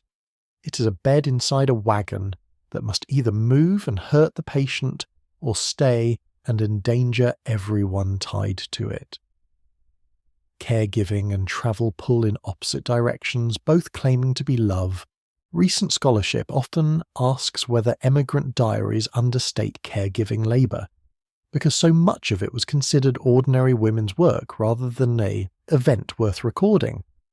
You can feel the answer in your mother's hands. She's been nursing, cooking, packing, comforting, washing, watching supplies, minding children, and reading the weather in everyone's face. No captain marks those tasks on a mileage chart. No guidebook praises the person who keeps a fevered child from slipping into panic while bacon burns and oxen strain. Yet without that quiet labour, the trail would be lined with more than broken furniture. At last your family tries to move. The wagon rolls gently at first, or as gently as a farm wagon can over a continent that clearly never consulted a mattress maker. The child moans. Your mother braces her with folded blankets. You walk beside the rear wheel listening. Every rut becomes a question. Every stone becomes an insult. The bells hold their team back to stay near you. The older couple moves ahead a little, then waits. By mid-morning the sun is strong. The prairie no longer feels open and lovely. It feels exposed. Heat gathers beneath the wagon cover. The child's breathing grows uneven. Your mother calls for a stop. Your father does not answer for a moment. He looks ahead. The dust of the main train is almost gone now, only a faint stain near the horizon. Then he looks at the oxen. The weak one is lathered along the neck. Then he looks at his daughter.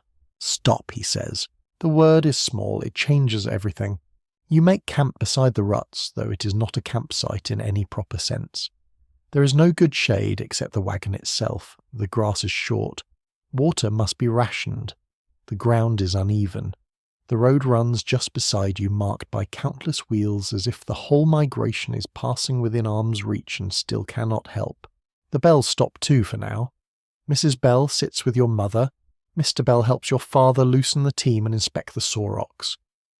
The older couple waits in the distance, then sends back one of the children with a little cornmeal and the message that they will go ahead slowly and leave signs if they find good water. Signs, notes, promises placed against distance. Afternoon settles heavily. Flies find the camp. The wagon canvas hangs limp. Your father digs a shallow trench to drain any spilled water away from the bed area. Your mother hums a tune so soft it seems meant more for her own courage than for the child. You wet a cloth and place it on the child's forehead. Her skin is too warm. A few wagons from another company pass later in the day.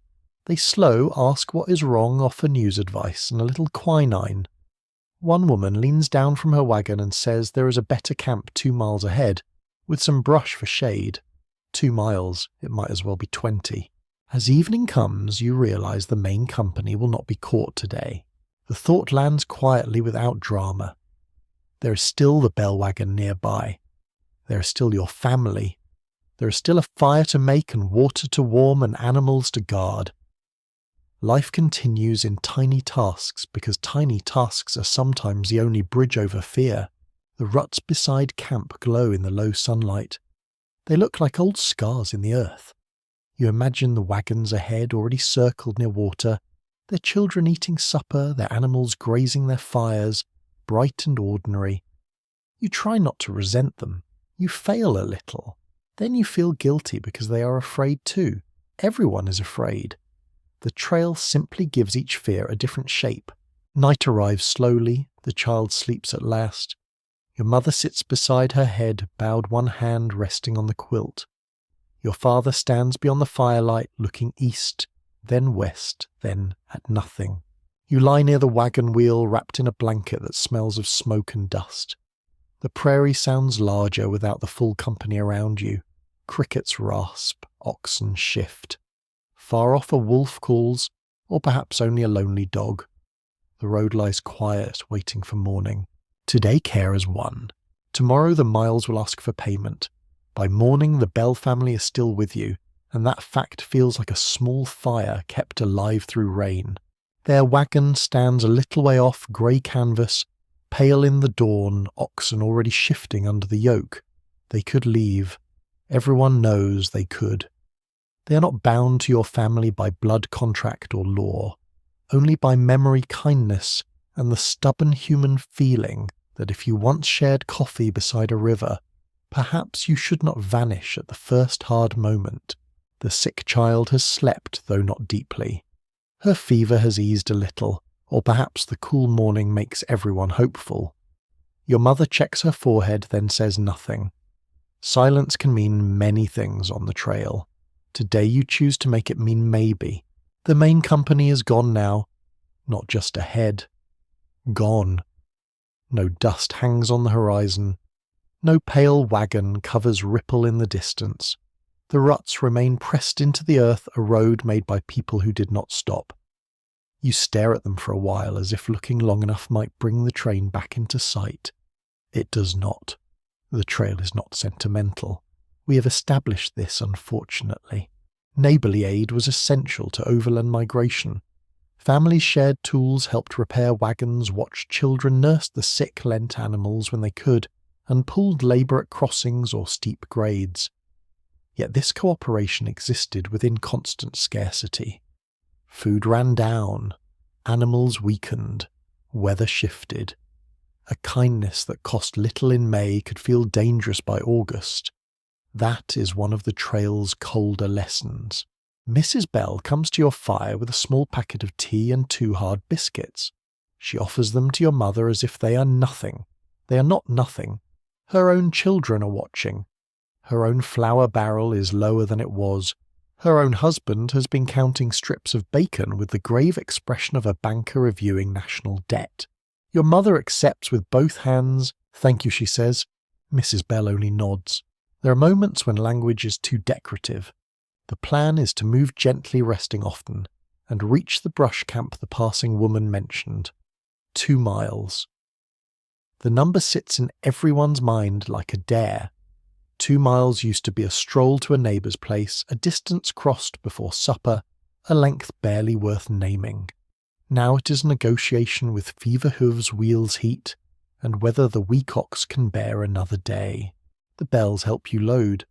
Their eldest boy carries a water pail. Their younger daughter watches your little ones and distracts them by pretending the wagon ruts are snake tracks from a creature large enough to swallow Missouri. The children enjoy this far more than they should. You almost smile. Perhaps imagination is just another supply packed somewhere between the cornmeal and the last clean socks. There is a peculiar little habit you notice among helpers on the trail.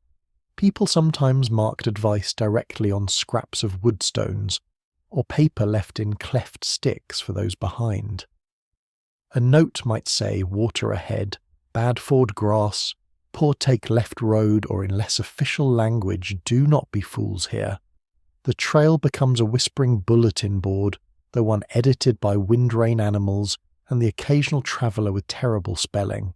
Mr. Bell says he will ride or walk ahead later and look for any sign left by the main company. Your father thanks him, but both men understand the problem. To go ahead is to spend strength. To come back is to spend more. To remain is to lose time. Every offer has a shadow. You start. The wagon moves like an old sleeper being disturbed. Wheels turn. The sick child lies cushioned between blankets and sacks. Your mother rides beside her, one hand steadying the quilt whenever the wagon dips. You walk near the oxen. The weak one pulls unevenly, but he pulls. His breath rasps. Flies cling to his neck. You brush them away with a willow branch and murmur nonsense to him, because animals and humans both sometimes need nonsense delivered kindly. The Bells keep just behind. For the first half-mile, hope rises. The air is mild, the ground is not too rough. The child does not cry out. The younger children walk without complaint, which feels suspicious, but you accept the miracle. The ruts guide you forward through grass silvered with dew. Birds lift from the prairie in sudden bursts. Somewhere unseen, water glimmers in the low places. Then the sun climbs. Heat gathers under the wagon cover. The weak ox slows. The sick child begins to shiver despite the warmth. Your mother calls softly to stop. Your father closes his eyes for one brief second, then raises his hand. The wagons halt. The Bell children wait in the road quiet now. Mr. Bell comes forward. He and your father speak in low voices near the team. You catch only pieces. If we rest too long, if she worsens, if the ox goes down, if we reach water by noon, if we do not. If. The trail builds whole houses out of the word and charges rent. Students of frontier diaries often note the tension between Christian duty, practical necessity, and family self-preservation in accounts of helping the vulnerable. Some writers remembered generosity with pride. Others recorded resentment, shame, or silence. The question is not simply whether people were good or selfish. People were often both, sometimes within the same breath. You can see it in Mr. Bell's face as he looks back at his own wagon. His wife, his children, his animals, his food. Then he looks at yours. He says you can take one of his spare oxen for the next stretch. His wife hears him. She says nothing, but her mouth tightens. It is a costly offer. Not ruinous, perhaps, but costly. The extra animal can help your weak team. It can also tire under double work, leaving the bells exposed later. Your father refuses at first. Mr. Bell insists. The refusal and insistence go back and forth, with the solemn politeness of men trying not to admit they are both afraid. In the end, the ox is hitched. The next mile goes better. The wagon rolls more steadily. Your father walks with his jaw clenched.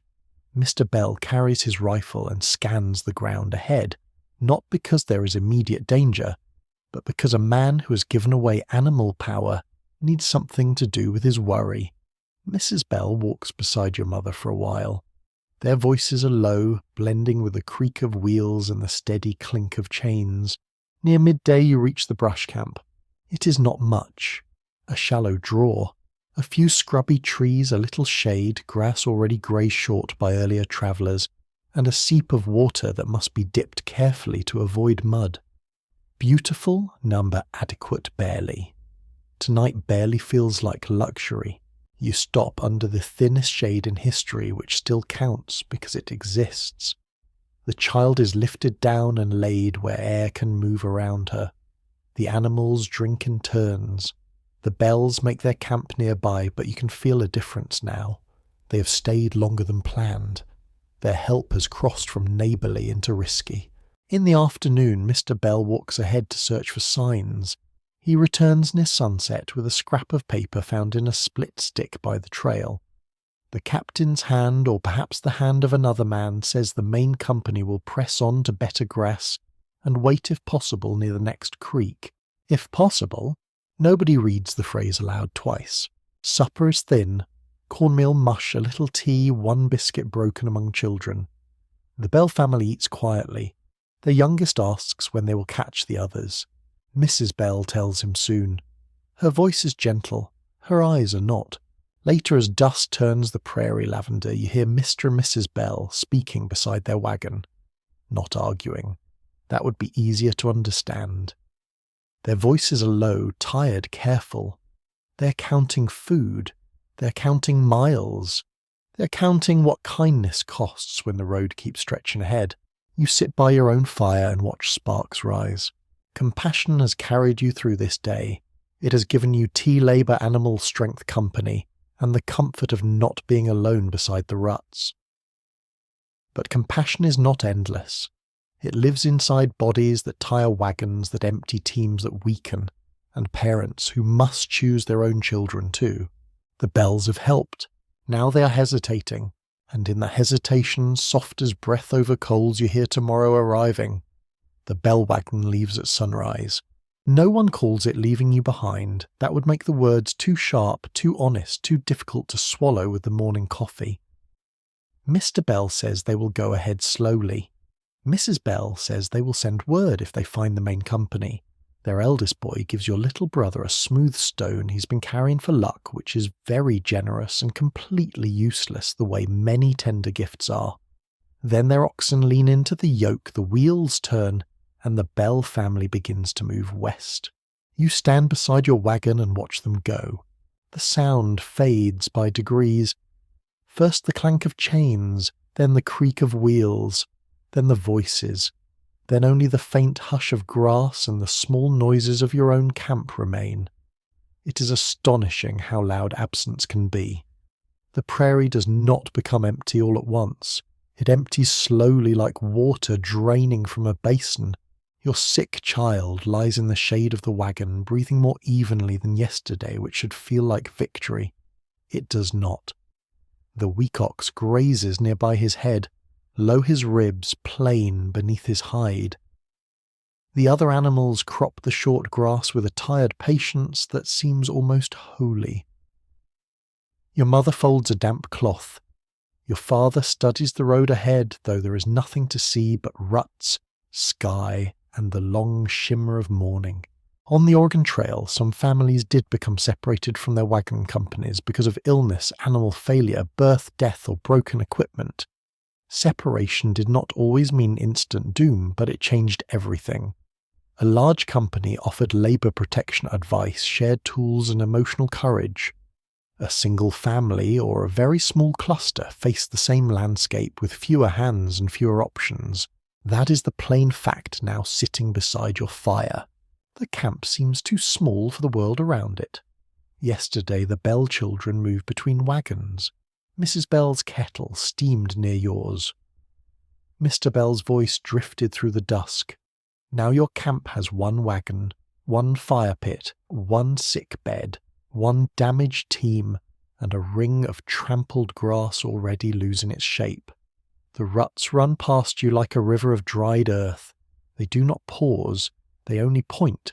You begin the work because work is what people do when fear grows teeth. Water must be fetched from the muddy seep. Fuel must be gathered. The animals must be watched closely because if one strays now, you may as well write a formal letter to disaster and invite it for supper. Bedding must be aired. Food must be counted. The sick child must be coaxed to drink. A strange little habit of lonely trail camps appears in small protective rituals. Families sometimes arranged bright cloth pans or bits of reflective metal where they could see them from a distance not as decoration, but to mark camp-frightened, curious animals or help returning helpers locate them. Your mother ties a strip of red fabric to a low branch near the wagon. It flutters weakly in the morning breeze, brave as a flag, and about as militarily effective as a napkin. Still, it helps you see the camp as a place, not merely a pause. By mid-morning the heat gathers, the shade shrinks, flies thicken. The sick child sleeps, then wakes, then asks where the bells went. Your mother says they have gone to find the others. This is partly true, which has become the household dialect. Your father says if the child holds steady, you will move this afternoon slowly just to the next water if the ox can manage it. If the ox can manage it, the phrase settled over everyone. Some historians now suggest that the emotional meaning of being left behind depended heavily on whether separation felt chosen, forced, or negotiated in shame. You understand that difference in your bones. The Bell family did not abandon you with cruelty. The main company did not push you into the grass at gunpoint. Your father agreed. Your mother nodded. Everyone used calm words. Yet here you are alone beside the road, and the feeling is not calm at all. The silence begins to play tricks.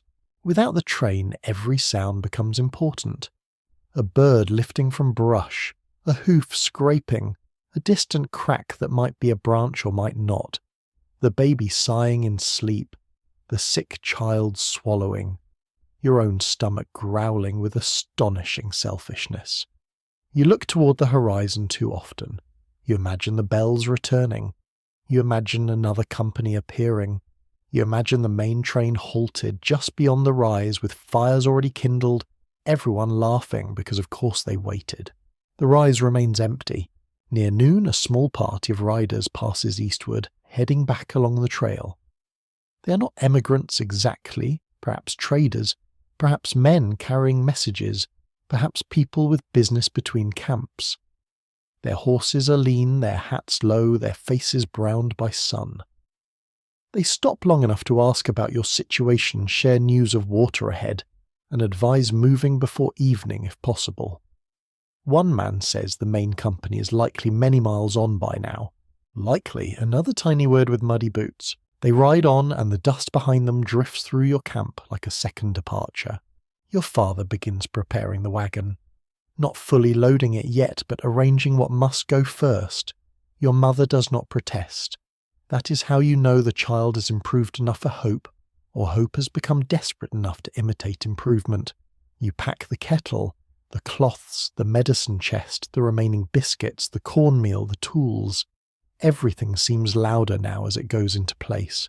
Tin against wood, rope through a loop, water sloshing in the barrel. The weak ox is brought in. For a moment he resists the yoke, not dramatically. He simply turns his head aside, weary and uninterested in your grand continental ambitions. Your father speaks softly to him and strokes the white blaze between his eyes.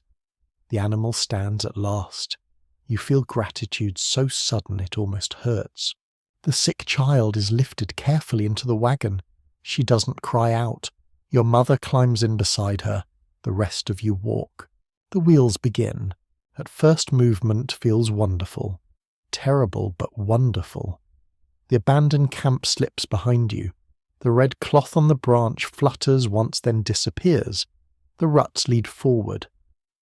Your wagon is slow, but it is moving, and for a little while that is enough.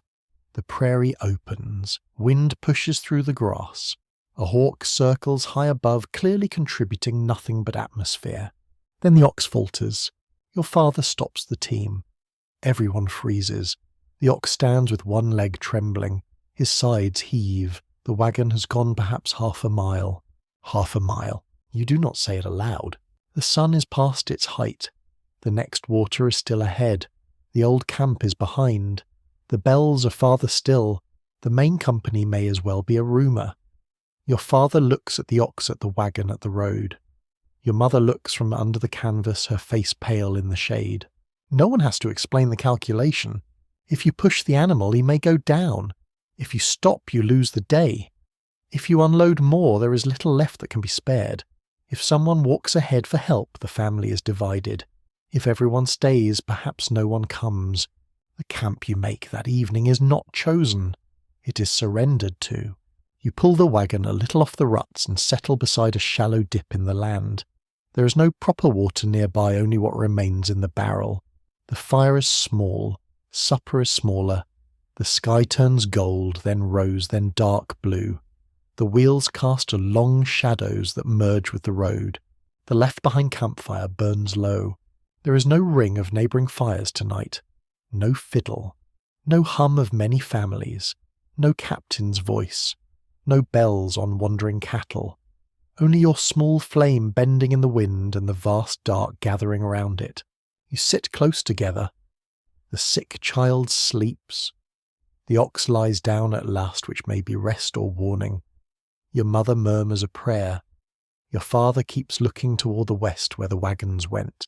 You listen to the cold settling soft as breath, and for the first time you understand how the trail could leave people not with a shout, but with a fading sound, a widening distance, and one small fire trying to convince the night it is enough. The morning after the little campfire burns low, rescue becomes the word everyone touches, but no one quite trusts. It sits in the air while your father checks the ox, while your mother pours the last careful swallow of water into a tin cup, while the children wake in the brittle silence of a camp too small for the land around it. Rescue. Such a handsome word. It sounds like riders appearing over the rise like fresh animals, full canteens, a confident voice, perhaps even someone with a spare biscuit, and a personality that is not completely ruined by dust. Very charming, very cinematic. The trail, however, has not been hired by a theatre. Your father says someone must go ahead. Not all of you, not yet. The ox cannot pull far. The sick child cannot endure another jolting day. The water barrel is too low. The nearest good camp may be ahead if the riders spoke truth, and if the bells left word, and if the main company stopped, and if somebody has animals to spare, and if the weather holds. The word if has now become practically a family member, though nobody likes it very much. On the Oregon Trail, separated families sometimes relied on messengers, returning riders or notes left at landmarks and camps to reconnect with wagon companies. Forts, ferries, river crossings and well-known springs could become places where news travelled faster than wagons, at least in theory. In practice, distance swallowed promises easily. A message might arrive late, a rider might miss a camp, a company might move on before help could return. That is the ordinary fact beneath the hope. Your father chooses to walk ahead with a small pack, a canteen, the rifle, and a note tucked inside his shirt. He will follow the ruts, search for signs from the bells, and try to reach the next camp before dark. If he finds help, he will send it back. If he finds water close enough, he will return and lead you there. He explains this calmly, as if explaining how to mend a harness. Your mother listens with her face still, and her hands busy because still hands might begin to tremble. You want to go with him. Everyone wants to go with him, and no one wants him to go at all. The children gather close, suddenly obedient, which makes the morning feel worse. The youngest asks whether father will bring back the bellboy and the lucky stone. Your father smiles and says, "Perhaps." He ruffles the child's hair. It is a small, tender gesture, and you hate the trail for making it feel like a farewell. A curious detail from the emigrant road is how often people trusted improvised mail systems. Notes were tucked into split sticks pinned to trees left beneath stones, scratched into boards, or passed through strangers heading the opposite direction. The continent became a slow conversation carried by wind, hoof, wheel, and good intentions. Naturally, some messages vanished because apparently even paper could not resist wandering off. Your father writes one before he leaves. It gives your family name, the condition of the sick child, the failed ox, the direction of camp, and a request for assistance if found. He makes 2 copies, one for his pocket and one to leave where another traveller might see it. The pencil point breaks once. No one jokes about it. Then he goes. You watch him follow the ruts westward, first large and familiar, then smaller, then merely a dark moving mark against pale grass. He does not look back often. Perhaps he does not trust himself to. When the land finally folds around him and he disappears, the camp seems to shrink again. Now waiting begins. Waiting is not peaceful. Bedtime stories may suggest waiting as a soft pause, but here it is work. You ration water. You keep the fire small. You watch the ox. You keep flies from the sick child's face. You scan the horizon until your eyes ache. You listen for wheels, hooves, voices, anything. A grasshopper clicking in the weeds can make your heart jump like a fool. Your mother assigns tasks because tasks hold panic in a loose basket. Gather fuel, shade the child, check the water barrel, walk only as far as that rise and no farther, count the animals, count them again, stir the thin cornmeal, fold the bedding, tie that rope, untie it, tie it better. The camp becomes a clock made of chores. By midday, heat lies over the prairie like clear glass. The wagon canvas glows. The sick child sleeps. The ox remains down, chewing slowly, which could be encouraging or could be nothing at all. You decide it is encouraging because the alternative is rude. The question of rescue on the trail remains complicated in modern discussion. Some researchers emphasize the remarkable willingness of emigrants to help strangers, while others point out that many accounts were later shaped to protect family honor or soften moments of abandonment. You can understand both sides while sitting beside a water barrel that sounds too hollow when tapped. People may mean to return. They may truly mean it. Then a storm comes, an animal fails, a child worsens, a company pushes on. Intention and arrival are not twins. In the afternoon, a wagon appears behind you. For one bright second, you think help has come from the east, which makes no sense, but hope is not known for its paperwork. It is a small outfit, 2 men and an older woman in a patched bonnet travelling slowly with mules. They stop when they see your camp. Their wagon is lean, stripped of ornament, practical to the bone. The woman climbs down stiffly and comes to your mother. They have little to spare, but little is not nothing. They give a dipper of water, a handful of dried berries, and news that several wagons are camped some miles back with a broken axle. They have heard nothing of the bells. One man examines your ox and says rest may bring him up by morning or may not. A diagnosis of breathtaking uselessness, but offered kindly. They cannot stay. Their mules need water and one of the men is limping. They promise to mention you if they meet anyone ahead. Another promise. Another small thread thrown into a very large wind. When they leave, the dust behind them hangs in the sun long after the wagon has gone. Evening approaches slowly, shadows stretch. The air cools just enough to remind you that bodies can unclench. Your father has not returned. No riders appear. No wagon from the main company comes rocking toward you with spare oxen and cheerful competence. The western horizon darkens from gold to purple. Your mother does not say she's afraid. She adds water to the cornmeal and makes it thinner. She gives the sick child the softest portion. She tells the younger children a story about the old home, about an apple tree near the fence, about a cat that stole cream, and pretended innocence with professional skill. The children smile sleepily. For a little while the trail loses, then the dark deepens. You imagine your father somewhere ahead, walking under the same sky, reading signs by fading light, perhaps finding the bells, perhaps finding nothing but more ruts. You imagine him leaving the note in a split stick. You imagine another person seeing it in the morning and deciding whether your family can be saved without endangering their own. The campfire burns carefully, smaller than last night. There's not enough fuel for comfort, only for signal and cooking. Sparks rise and vanish. The prairie seems to lean close.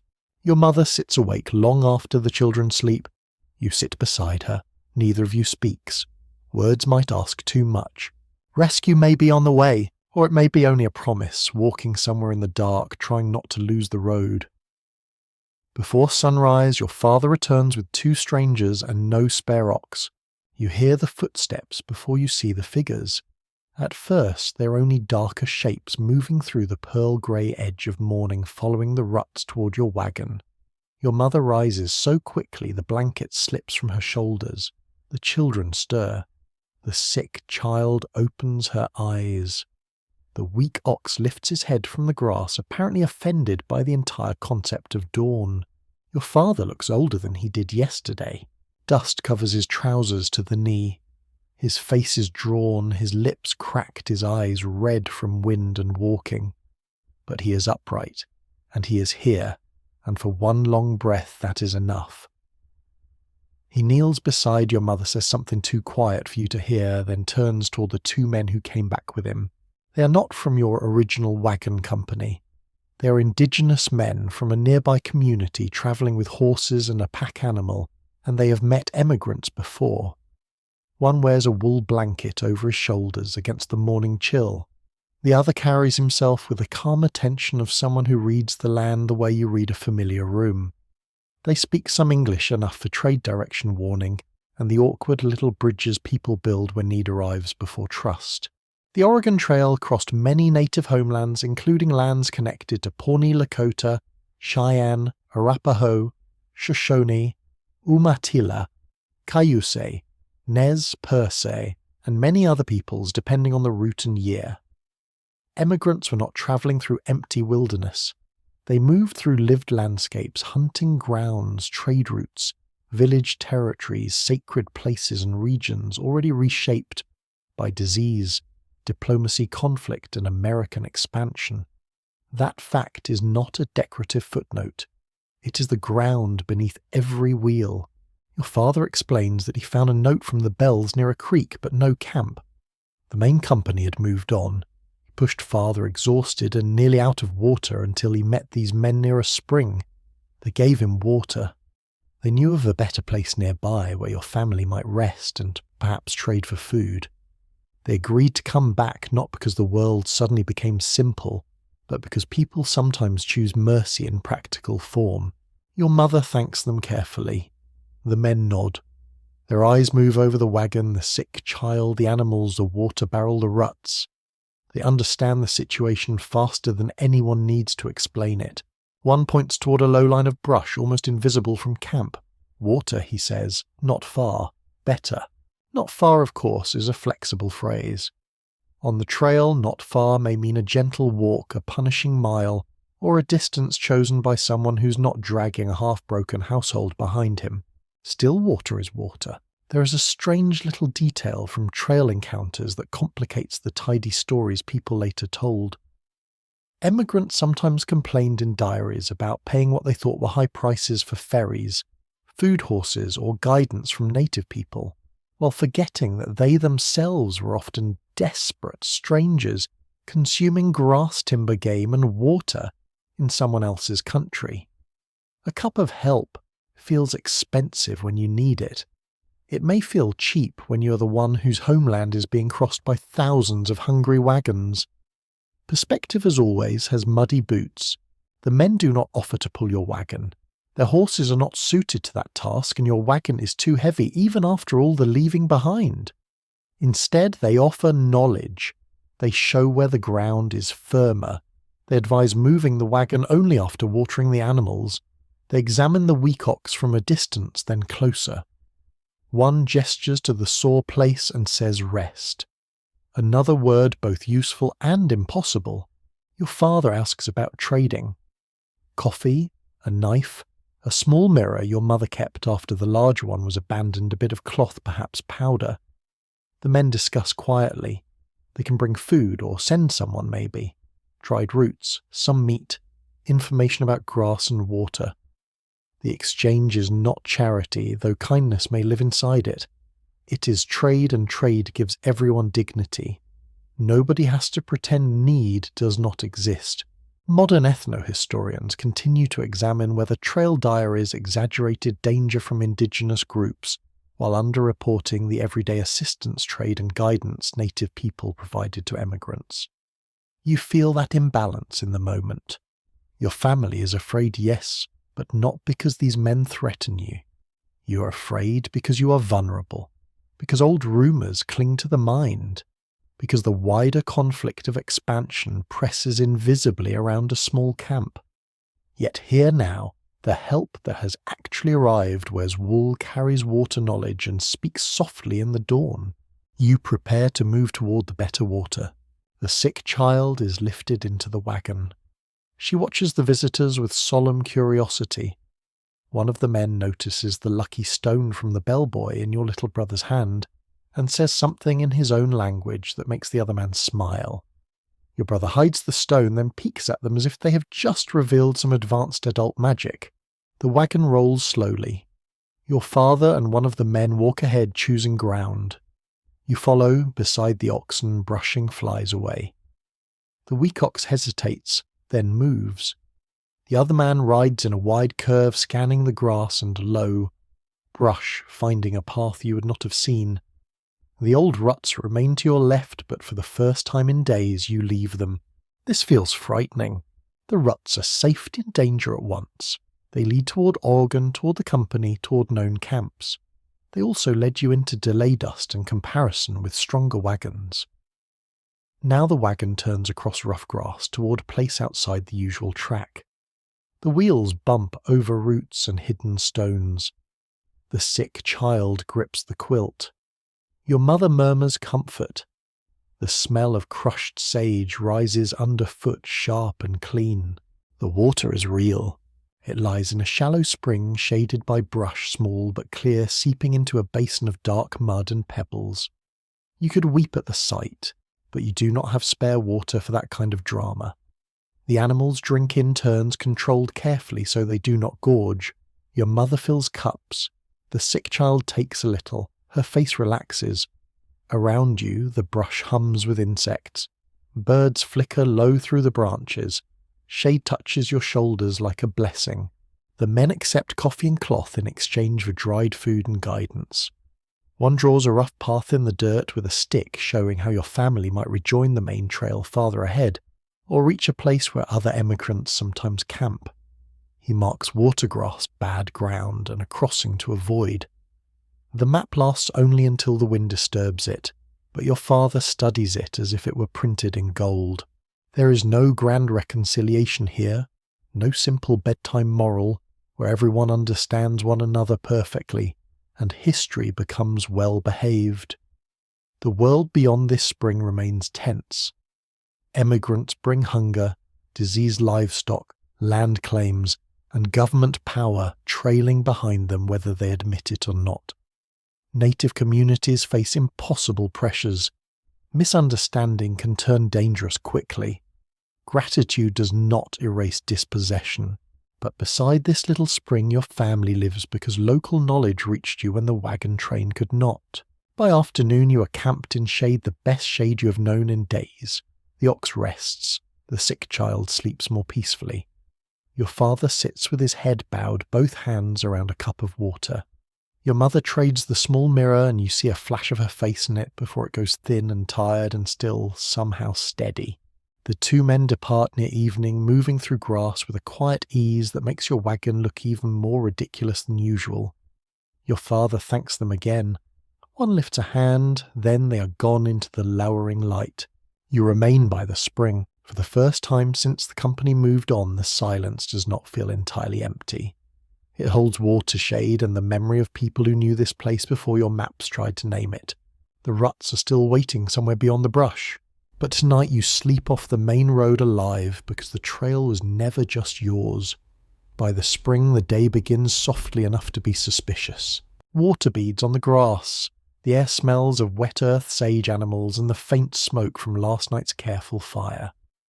Birds move in the brush with quick little sounds, and for a few moments your camp almost feels hidden from the larger road tucked into a fold of land where the Oregon Trail has forgotten to look for you.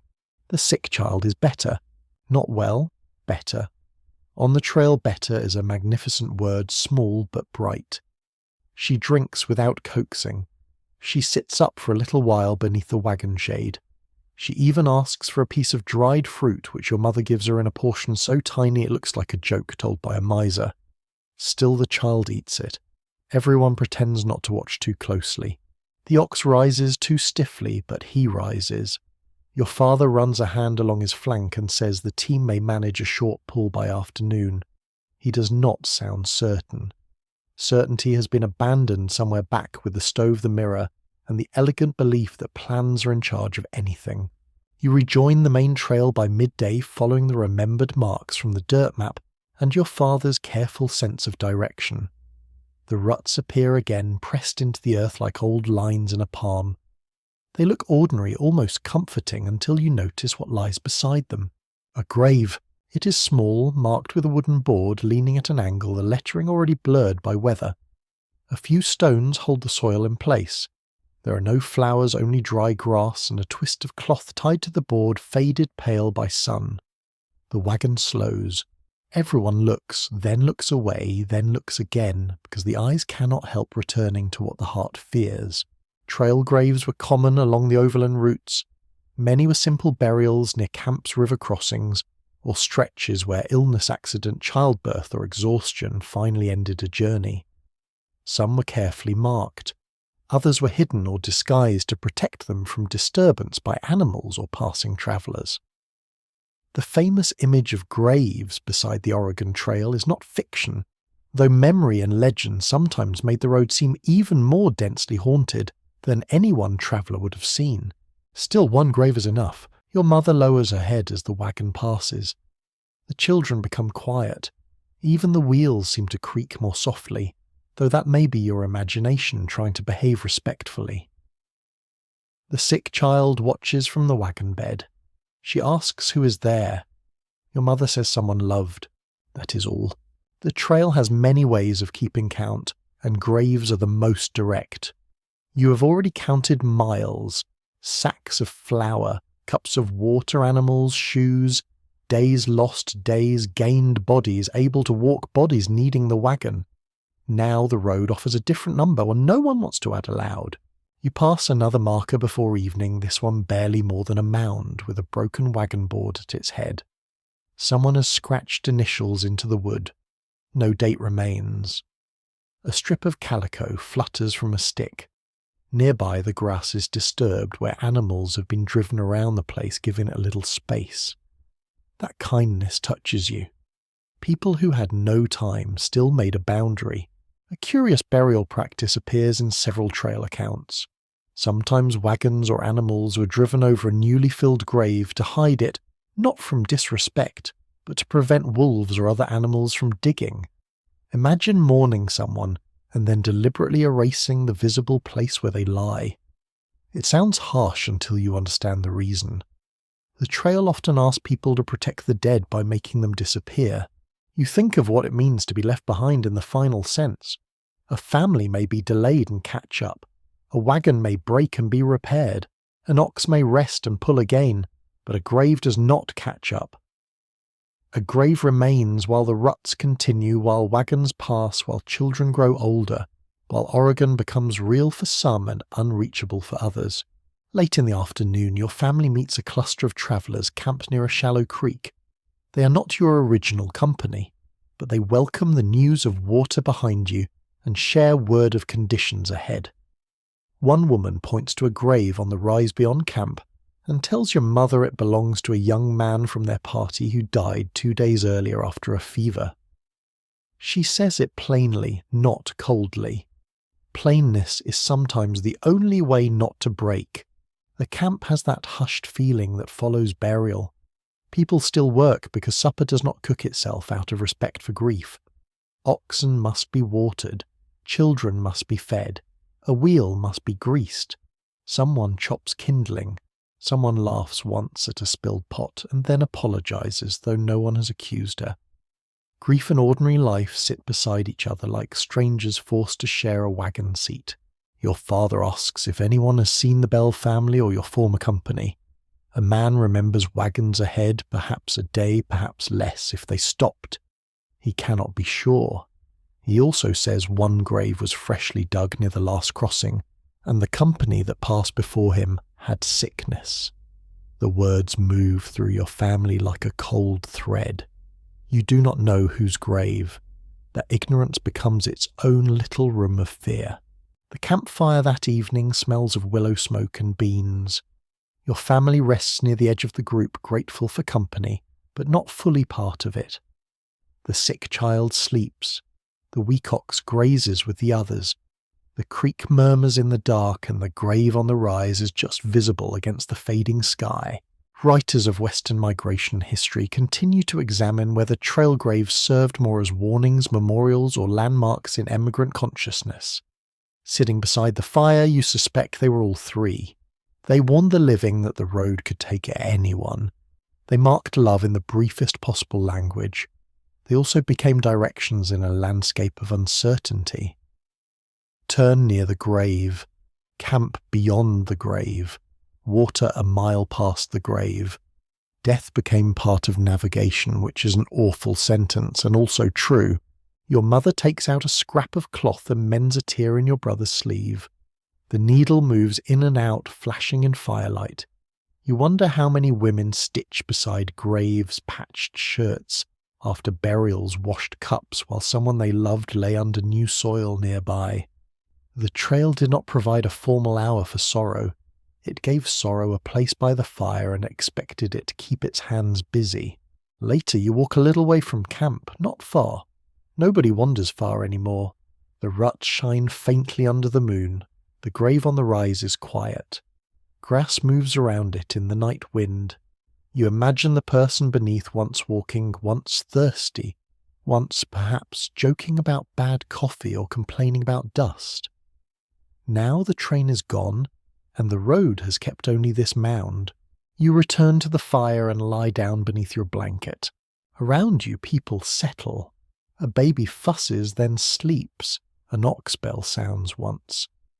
Somewhere in the dark a coyote calls and another answers. The sound is lonely but not cruel. It belongs here.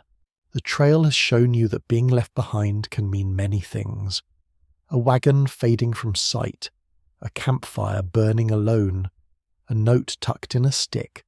A body resting under stones while the living walk on. Tomorrow you will rise and follow the ruts again, but tonight the graves beside the road keep watch with you. After the graves, the weather begins to feel personal. At first it is only a coolness in the morning, a little bite beneath the usual dust. You wake and see your breath silver faintly above the blanket. The grass is stiff with frost in the low places.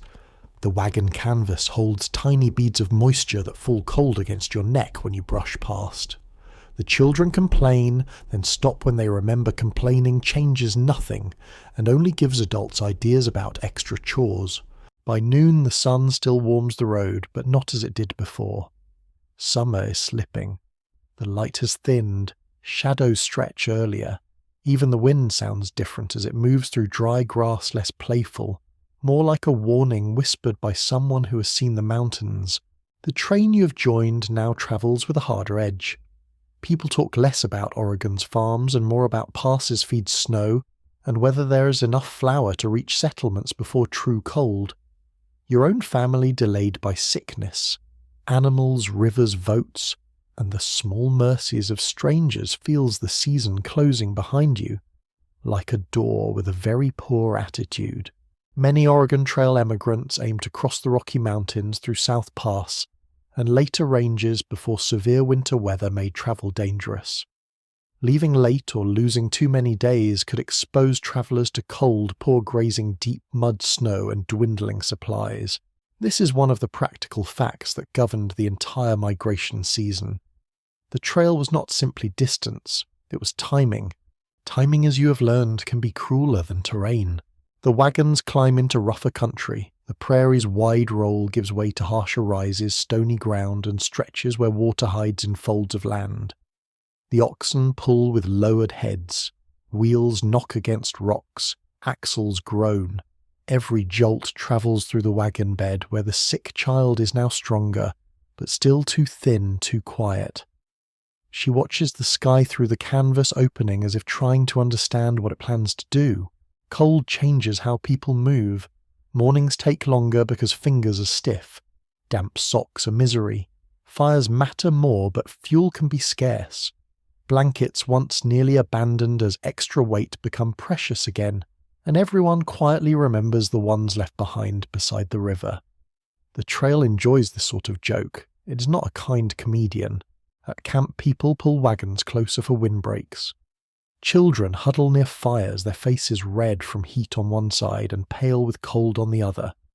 Coffee tastes better now, not because it has improved, but because warmth is doing most of the flavour work. The smell of smoke clings to everything. Wool, hair, canvas, bacon, even the pages of the few books still carried. You breathe smoke in your sleep and wake with it in your throat. A peculiar cold weather habit appears among travellers. Some tuck heated stones or bricks wrapped in cloth into bedding to warm feet during freezing nights. It sounds cosy until you remember the stone was just beside a smoky fire may burn through fabric, and has probably been handled by someone who last washed properly during the previous presidential administration. Still warm toes are persuasive. Dignity becomes negotiable after sunset. The animals suffer too. Grass grows thinner. Grazing takes longer. A tired ox cannot fill his belly quickly on poor feed, and a hungry animal pulls badly the next day. Your weak ox, brave and infuriating, continues in slow service, but his pace limits yours. Your father watches him with a tenderness he no longer bothers to hide. The animal has become less livestock than fellow traveller, though one with terrible conversation skills. As the company climbs, rumours blow through camp with the wind. Snow reported ahead. No, only frost. A party lost animals near a crossing. A family turned back. A cut-off may save time. Another cut-off ruined 3 wagons. Someone says the main road is safer. Someone else says safety is just delay wearing clean clothes. The question of late-season travel has long divided interpreters of the overland migrations, with some emphasising poor planning, and others pointing to unpredictable weather-misleading guidebooks, illness, and the sheer fragility of animal-powered travel. You do not need a library to feel the complexity. Your family did not intend to be late. The child did not schedule fever. The ox did not request lameness. The river did not consult your calendar. Yet intention does not soften frost. On afternoon, clouds gather low and grey over the western horizon. Not towering summer clouds, but flat heavy ones like a lid placed over the world. The wind shifts colder. The train captain, not your original captain, but a new man with the same worried forehead, orders an early camp near a thin line of willows. People obey quickly. No one wants to be caught making supper in sleet. The camp becomes a scramble of preparation. Canvas is tightened, wheels are chocked, animals are brought close, fuel is gathered in frantic armfuls, children carry chips and twigs with heroic seriousness. Your mother checks blankets, food and the medicine chest. Your father rubs the oxen down, then covers the weakest with a worn piece of sacking. The animal stands patiently, steam rising faintly from his hide. Then the first flakes fall. They are small, almost shy, vanishing when they touch the ground. A child laughs and reaches for one. Another asks if this is Christmas. Someone says hush, not sharply, but with the exhausted tone of an adult who cannot afford festive interpretations of weather. The flakes thicken for a while, drifting through smoke, landing on wagon canvas, melting on sleeves. The road ahead disappears into a grey softness that would be beautiful if beauty were not being so suspicious. You sit by the fire with the younger children pressed close. The sick child is wrapped in 2 blankets, her face turned toward the heat. Your mother tells her to sip broth. Your father stands beyond the firelight watching the animals and the sky. Around camp voices are low. Nobody wants to say winter as if the word might hear and accept the invitation. By morning the snow is gone from the ground, leaving only mud and cold. But the message remains. The season has touched the train and moved on ahead, waiting. The day's travel is slow. Wheels sink into softened earth. Shoes collect mud until walking feels like carrying small countries on your feet. The oxen strain. The weak one stumbles twice. Each time your whole family freezes, each time he regains his footing. You thank him silently, then feel ridiculous, then thank him again. Late that afternoon, the company reaches a ridge. From there you can see the country ahead rising in blue and grey folds, distances layered like folded cloth. Somewhere beyond those ridges are valleys, settlements, farms, roofs, chimneys, the future everyone has been dragging through dust. But between you and that future lies weather. The slowest wagons gather at the rear, your family among them. You look at the line ahead and remember the first prairie mornings, when the wagons seemed many and strong, when laughter travelled easily, when everyone believed the road would be hard but manageable. Now the train is thinner, goods have been left, animals have failed, graves have appeared, families have separated. The story has narrowed to warmth, food, water, and how far a body can go before dark. Night falls cold again. Your mother tucks blankets around the children. Your father checks the team one last time. The fire burns low, but not too low, because cold demands a brighter flame than fear can comfortably afford. Above the stars emerge sharp and distant, scattered over the dark like frost on black cloth. You lie awake listening to the animals breathe. The mountains wait ahead. The season waits with them, and every family that has already slowed, already suffered, already watched wagons vanish over the horizon now understands the next truth. Winter does not need to attack the whole train. It only needs to catch the ones who can no longer keep up. The cold makes people write differently. You notice it in the way hands hover over paper at night, stiff from rains, ropes, pails and wind. Ink thickens. Pencil marks grow faint. Pages curl from damp. A diary that once held neat reflections now receives crooked lines written by firelight. While supper smokes, children sleep, and somebody's ox coughs in the dark like an elderly uncle with complaints about everything. Letters are worse because letters pretend they are travelling backward to safety. When someone writes home from the trail, they are not writing only facts. They're choosing what kind of burden to send across the miles. Too much truth may terrify a mother in Ohio, a sister in Illinois, a friend in Missouri who still imagines the wagons rolling west in tidy courage. Too little truth feels dishonest. So the writer balances on the narrow board between comfort and confession. The overland trails left behind thousands of diaries, letters, reminiscences, and later family accounts, though they are uneven records shaped by literacy, gender, class, survival memory, and what people dared to say. Many emigrants wrote when they could at forts, at camps, after river crossings, or during delays. These writings are among the reasons we know the intimate texture of the journey at all, not just the route on a map, but the ache in the feet, the fear of sickness, the price of flour, the smell of wet bedding, and the terrible arithmetic of moving on.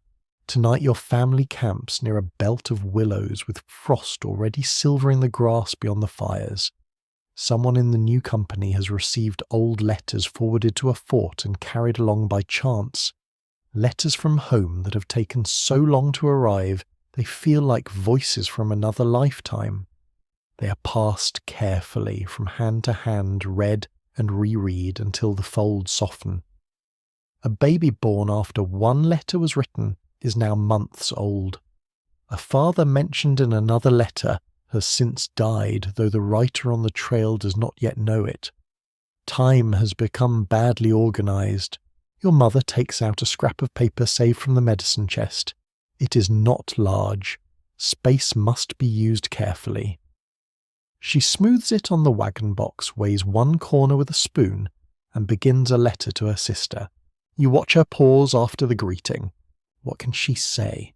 That your family fell behind, that the main company went on, that the child nearly died, that a Bell family shared food until they could not stay, that 2 native men guided you to water when your own people were gone, that the ox may or may not last another week, that the mountains are ahead and the weather has begun sharpening its teeth. She writes, we have had some difficulty, but are still moving. Some difficulty, a phrase so small it should be ashamed of itself. Then she writes of the children. The baby grows. The little boy walks bravely. The sick child is improved.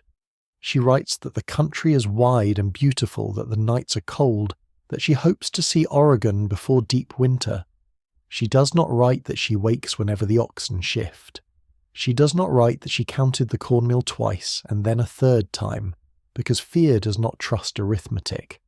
She does not write that she has begun dreaming of abandoned stoves and graves beside the road. A strange little detail from trail correspondence is that emigrants sometimes ask relatives to send letters ahead to forts or settlements they might reach months later, creating a fragile chain of mail across a moving frontier. Imagine telling your family to write to a place you have never seen, assuming you will be alive on schedule and able to find the letter when it arrives. Optimism apparently also travelled by post. Nearby, another woman reads from her diary to her husband, not because he cannot read, but because the act of hearing it aloud makes the day feel witnessed. She records the weather, the miles, the death of a cow, the kindness of a stranger, and the fact that her youngest child lost a mitten.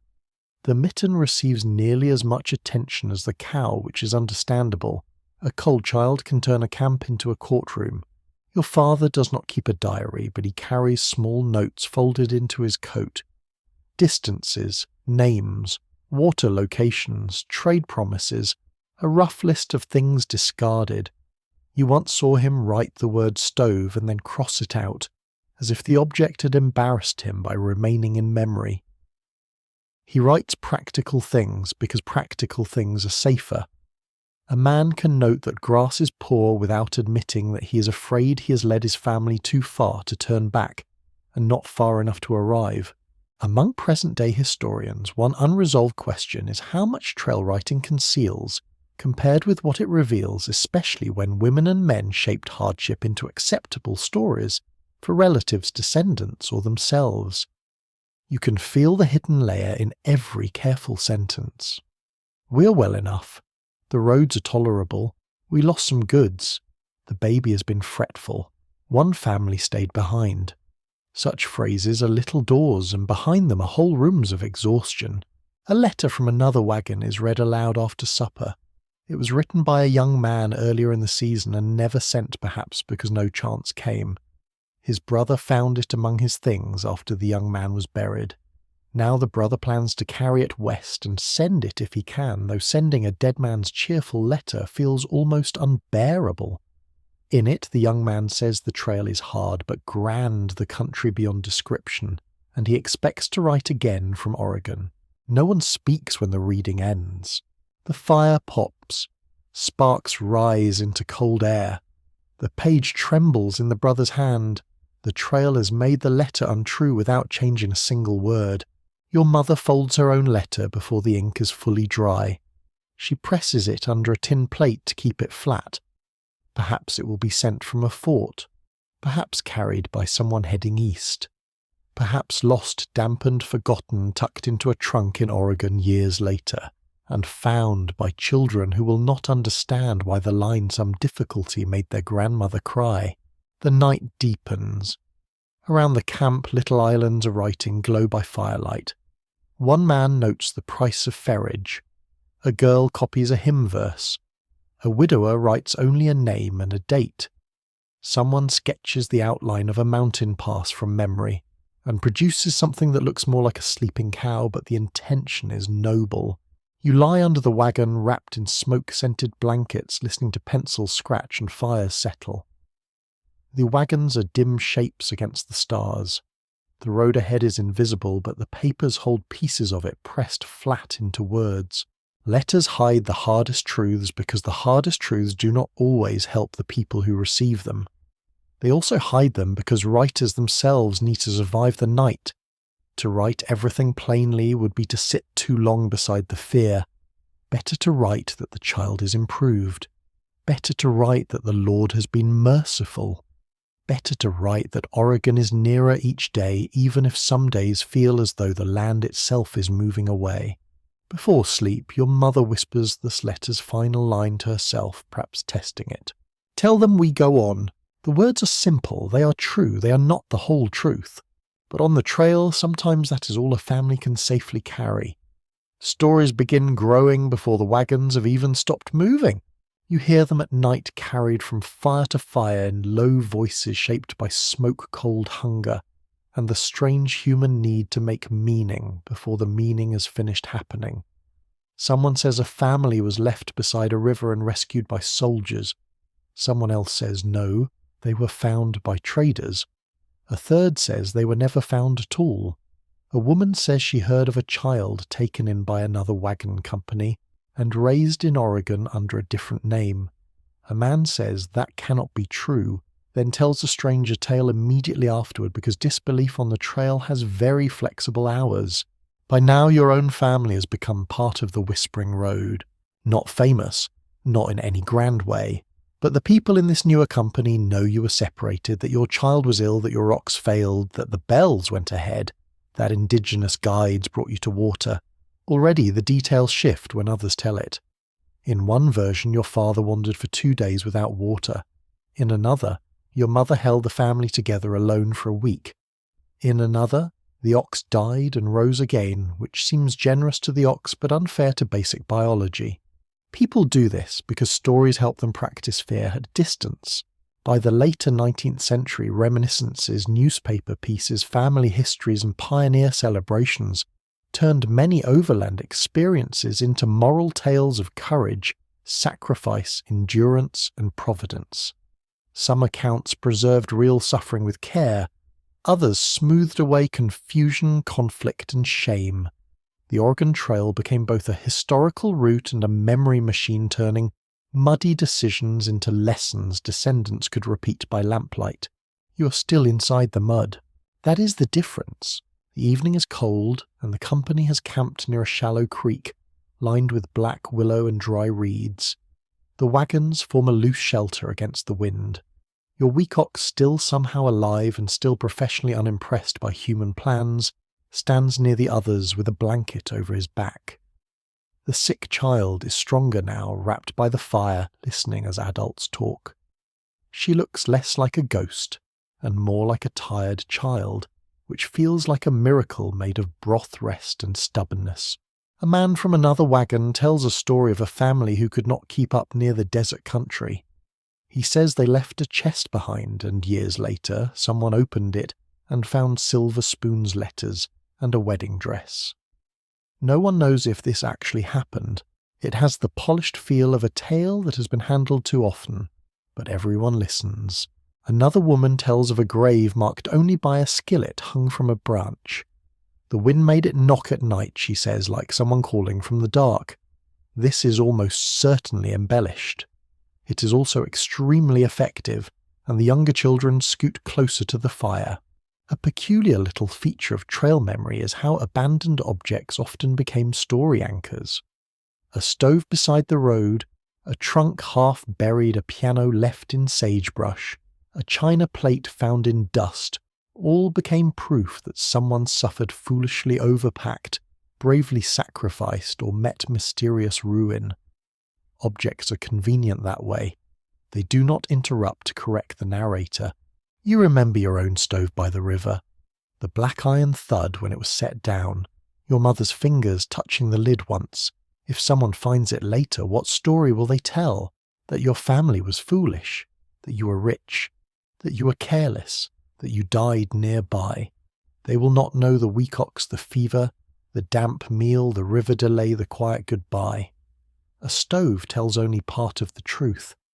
Then people add the rest to suit the shape of their fear. The phrase left behind begins to change as you listen. Sometimes it means physically separated as your family was. Sometimes it means buried. Sometimes it means delayed.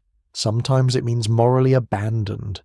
Sometimes it means remembered wrongly. A person can be left behind by wagons, by weather, by letters, by descendants who prefer a cleaner story. The trail does not only scatter belongings across the land, it scatters explanations. Researchers of pioneer memory continue to question whether family legends about abandonment reveal more about what happened on the trail or about later generations trying to understand guilt survival and identity. You feel the force of that question as the fire sinks lower. The people who survive will explain themselves. The people who do not survive will be explained by others. That is a very uneven arrangement. Your father hears a version of your own story from a man who does not realize who he is speaking near. In the telling, your family refused help, then begged for it, then was saved by a miraculous spring. Your father's face does not change, but his hands still on the harness strap he is mending. Your mother looks into the fire. You expect him to correct the man. He does not. Perhaps he's too tired. Perhaps the errors are too tangled to unwind. Perhaps he knows every correction would invite more questions. Or perhaps he understands that the story has already begun walking without him, and catching up to a story can be harder than catching up to a wagon train. The children, however, keep their own version. Your little brother says the bellboy gave him a lucky stone and that is why father came back. The sick child says the spring water tasted like cold light. Your older sister says the red cloth tied to the branch looked like a flag for a country made of one wagon. These are not official facts. They may never enter any diary. But they are true in the way memory is true when it protects a person from the full edge of what happened. The night grows colder. Someone adds fuel to the fire. Smoke twists upward, carrying the smell of willow-damp wool beans and tired animals. A baby hiccups in sleep. A man laughs softly at the end of a story, then coughs for so long the laughter disappears. Another tale begins this one about a woman who walked miles back alone to find a lost child and follow the child's bonnet caught on a bush. Someone says no mother would leave the road alone like that. Another replies that no one knows what a mother would do until the road asks. The fire crackles. No one argues after that. You look toward the dark line of the ruts beyond camp. They're no longer merely tracks. They're a long thread of stories being spun behind the wagons, some careful, some careless, some kind, some cruel. Each mile adds another. Each abandoned object, each grave, each delayed family, each promise to return. Each promise, broken by weather or weakness, becomes material. What happened when families could no longer keep walking? The answer depends on who tells it. Some were helped, some were judged, some caught up, some vanished into other companies, some rested and continued, some remained under stones, some became warnings, some became legends. Most were simply people in terrible circumstances making choices with too little time, too little food, and far too much sky overhead. The fire burns down to coals. Your family lies close together under blankets. The sick child sleeps with one hand curled near her face. The lucky stone rests beside your brother's cup. Your father's unfinished harness repair lies near his boot. Your mother's folded letter is tucked safely away, carrying its careful half-truths toward whatever future can receive them. Beyond the circle of firelight stories keep moving. They move faster than wagons, faster than letters, faster than truth can comfortably follow. And somewhere behind you, perhaps beside a riverbank, a black iron stove waits in the grass for a stranger to invent your family all over again. Women carry the trail in ways the road rarely admits. You see it before sunrise when the camp is still dark and the cold sits low over the grass. Men rise to yoke animals, check wheels, scout the road, and argue over distances, all of which matters. But around every wagon, women are already holding together the small human world that makes movement possible. They stir coals back to life. They warm water. They wake children gently or sharply, depending on the child and the hour. They fold bedding nurse babies, rinse cloths, pack food, count cups, soothe tempers, find lost mittens, and remember which sack has cornmeal and which one has the last dried apples. No captain calls this command, no one votes on it. It simply has to happen, so women do it. Your mother moves through the morning like a person built from fatigue and will. She checks the sick child, first pressing the back of her hand to the forehead. Better, still better. Not strong, but present. Then she feeds the baby, ties your little brother's shoe, wraps a scarf around your sister's neck, and adds water to yesterday's cold mush, because breakfast must exist even when flavour has chosen to remain in the old life. Women on the Oregon Trail often performed essential labour that included cooking, washing, nursing childcare, mending, packing, gathering fuel, keeping diaries, preserving family morale, and sometimes driving teams or managing wagons when men were absent, sick or dead. That is not a decorative detail, that is infrastructure with cold hands. The wagons begin to roll and your mother walks beside the rear wheel for a while, one hand on the sideboard. She watches the children more than the scenery. The little boy with blistered feet has learned not to complain until he is truly hurting, which is both brave and sad. The older girl carries the baby when your mother must climb into the wagon to adjust bedding around the recovering child. The baby objects to being passed around like a warm parcel, but the baby objects to most things. A refined critic, that one. A small domestic oddity survives even here. Some women carried scraps of bright fabric ribbons or bits of lace, far longer than seemed practical, using them to mend mark belongings, comfort children, or simply keep one small piece of beauty alive in a world increasingly made of dust grease and bad coffee. One woman in camp has stitched a bit of blue ribbon onto her daughter's bonnet. It is faded, ridiculous, and lovely. The trail has not managed to eat all colour yet. By noon the wind rises, dust lifts in low sheets, the train strings out across hard ground, the wheels, following ruts that wander split and join again. A loose strap flaps against the wagon side with a dull slap. Your mother hears it before your father does. She calls for a stop, tightens the knot herself, and climbs down before anyone can offer help. There is no triumph in it, just competence. That competence is everywhere once you know how to look. Mrs. Bell, somewhere ahead, likely moves the same way. You remember her handing over tea, watching her husband lend the ox, then counting her own supplies by firelight. She helped until help threatened her children. Then she went on. You used to think kindness and leaving were opposites. Now you know they can live in the same person, and perhaps that is one of the trail's more uncomfortable lessons. The widowed daughter in the nearby wagon drives her team today because her father's cough has worsened. She stands at the front reins in hand, bonnet brim low, jaw set. A man from another wagon calls advice.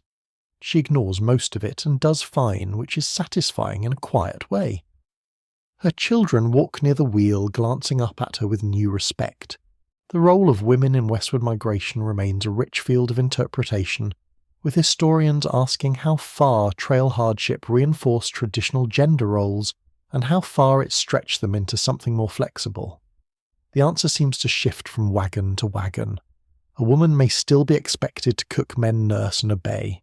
Yet when a river rises, a husband falls ill, a team bolts, or a child disappears in dust, the old boundaries blur quickly. Survival has little interest in tidy categories. Afternoon brings a hard climb. The road rises over stony ground and the wagons must be lightened for the pull. Everyone who can walk must walk. Children carry small bundles. Men push at wheels. Women push two shoulders against wood skirts, catching on brush breath sharp in cold air. Your mother braces herself beside your father and together they shove when the oxen strain. The wagon lurches, slides, then gains a few feet. Stones roll underfoot.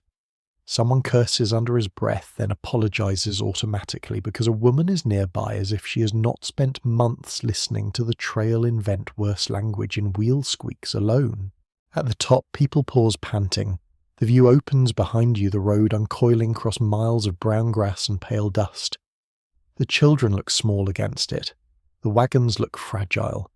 Your mother wipes her forehead with her sleeve and laughs once, breathless and dry. All this for a farm, she says. It is the sort of sentence that could be funny, bitter, hopeful, or all three. Nobody asks her to clarify. Later, one of the younger children from another family begins crying and cannot stop. Hunger, cold, tiredness, fear. Who can separate them anymore? His mother kneels in the dust, holds his face in both hands, and speaks to him so softly that you cannot hear the words. The crying slows. The wagons continue.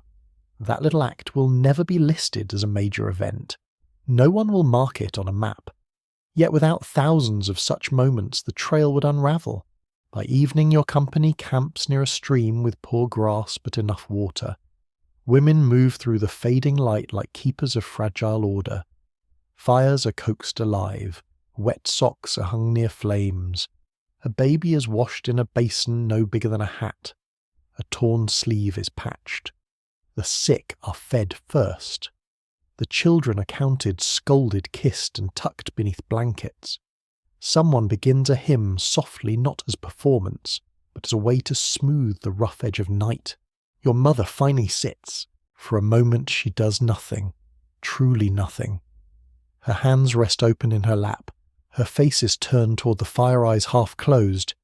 You want to tell her to sleep. You want to tell the whole camp to stop needing her. Instead, the baby wakes and fusses. Her eyes open. She reaches for him. Of course she does. You remember the outline of her hand on the stove before it was left behind. The careful half-truth of her letter. The way she traded the small mirror by the spring. The way she did not break when the bell wagon left. The way she made thin food feel like supper and a muddy seep feel like deliverance. If anyone is carrying the family, it is not the wagon alone. Night folds around the camp. The firelight moves over tired faces, patched clothing, bowls, blankets, rifles, wheels, and sleeping children. The men speak quietly about tomorrow's grade.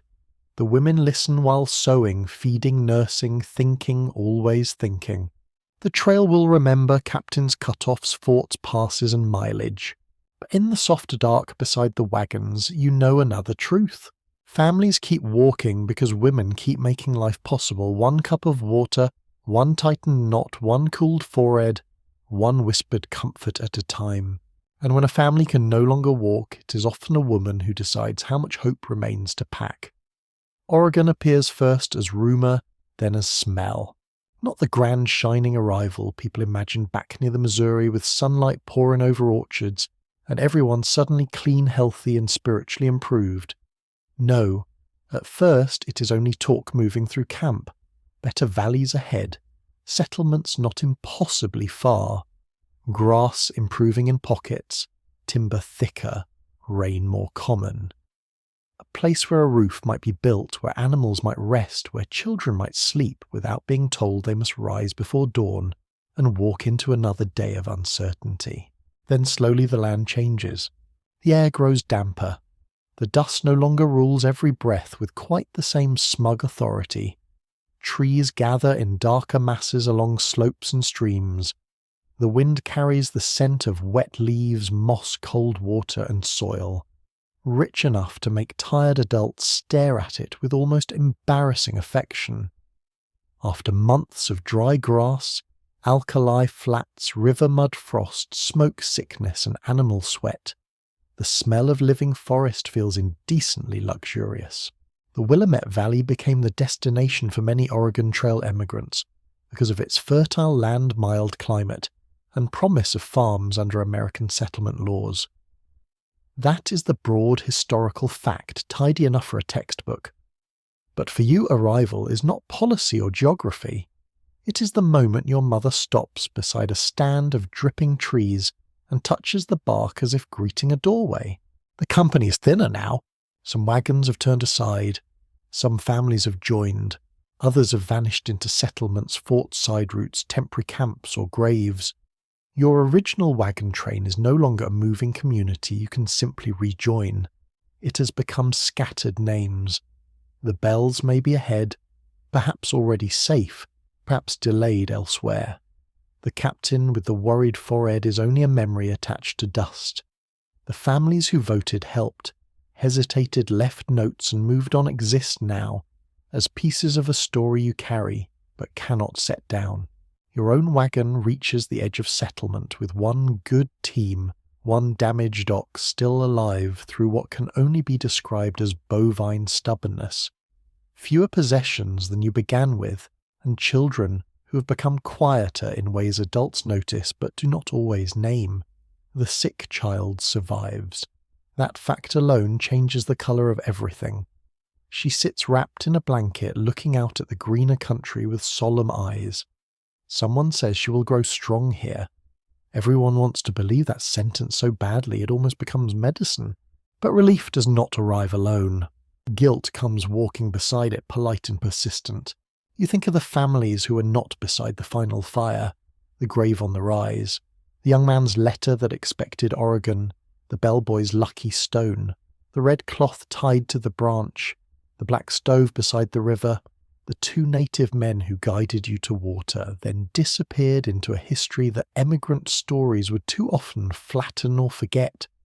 You think of the wagons that moved on while you stopped, and the wagon you might one day move on from if another family fell behind. That thought is uncomfortable, so naturally it settles in and makes itself at home. A curious detail of arrival is that many emigrants didn't immediately experience comfort. Some reached Oregon exhausted, undersupplied, sick, or too late to plant properly. They still had to find claims, build shelters, secure food, survive weather, and turn arrival into actual living. The trail ended on paper before hardship ended in the body. Imagine crossing a continent and being rewarded with the opportunity to chop wood in the rain. Very inspiring. Very on brand for the 19th century. Your family's first shelter is temporary, rough, smoky and damp. It is not the home dreamed of around earlier campfires. It is a place where blankets can be hung, a fire can burn, and the children can sleep without wheels beneath them. The first night under a fixed roof feels strange. Too still, too quiet. The body waits for the morning shout, the yoke chains, the rush to pack. Instead, rain taps overhead. Not canvas rain. Roof rain. A different sound entirely. Your mother listens to it with her eyes open. Your father lies awake too. His hands freed from the day's constant wagon work twitch once in sleep. Perhaps he's still walking somewhere inside himself. Perhaps everyone who survives the trail continues walking for a while even after the feet stop. Students of migration memory have long asked whether survivors felt more triumph or grief upon reaching Oregon, because many accounts celebrate arrival, while quietly revealing exhaustion, loss, and complicated regret. You understand now that arrival is not one feeling, it is a room full of them. Relief sits near sorrow. Gratitude sits near resentment. Hope leans against guilt. Pride warms itself by the fire while memory stands in the doorway dripping wet. News travels through the settlement in fragments. Someone saw part of your old company weeks ago. Someone believes the bells arrived farther south. Someone heard of a family delayed by snow but rescued. Someone heard the opposite. Names are misremembered. Places blur. People ask whether you knew a man with a grey horse, a woman with twins, a wagon painted blue, a child with fever. You answer when you can. Often you cannot. The trail has carried too many lives past one another in dust, and now the settlement tries to sort them like spilled beans. One afternoon, months after arrival, your little brother places the lucky stone on a shelf in the temporary cabin. It looks very small there, grey and smooth beside a tin cup and a stub of candle. Your mother does not move it. Your father notices and turns away for a moment. The stone has become an altar without anyone admitting it. A token of the bellboy, of borrowed kindness of the morning they left, of the strange fact that being saved can still hurt. The sick child grows stronger slowly. She learns the paths near the cabin, the sound of rain in the trees, the smell of split cedar, the weight of a real blanket not constantly repacked before sunrise. Yet sometimes she wakes crying from dreams of wheels, Your mother holds her until the crying passes. No one calls it weakness. The trail has already taken enough. It doesn't get to name the scars too. You help plant what can be planted. You split kindling. You carry water that does not have to be rationed quite so fiercely, though your hands still hesitate before pouring. Waste feels sinful now. Full cups feel miraculous. A child spills milk one morning and the whole room goes silent before anyone can remember that not every spill is disaster anymore. Oregon is real. That is the astonishing thing. It was not only rumour, guidebooking, campfire longing, or a word used to pull tired bodies westward.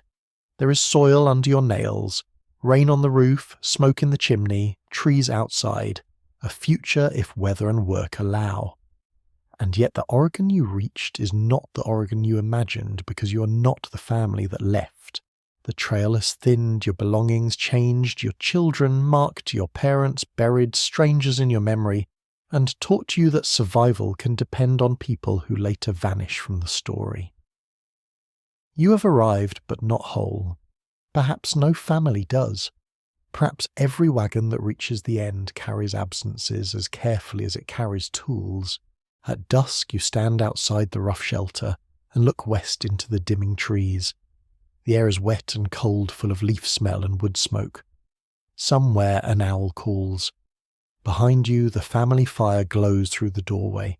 You are here, and still when the wind moves through the branches it sounds a little like canvas, and for a moment you're back beside the ruts listening for wagons that have already gone ahead. Years later, the trail becomes quieter than memory should allow. Grass grows over ruts where rain softens the soil. Wind leans through sage and prairie flowers. Cottonwoods thicken along streams where wagons once crowded the banks, and the old campsites lose their sharp edges. A broken iron part rusts into earth.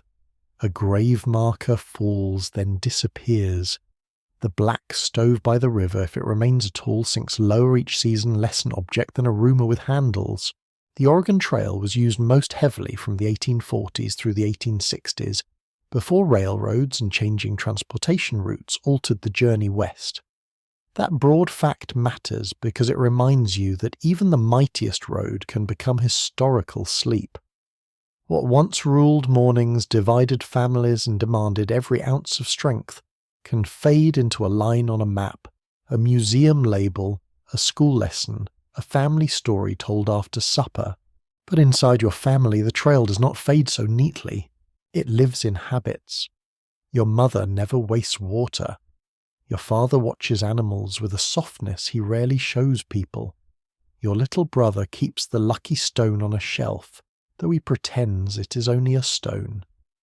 The child who is sick grows older, but cold weather still makes your mother glance at her face too quickly. When rain taps the roof, someone always listens for wheels for one impossible second.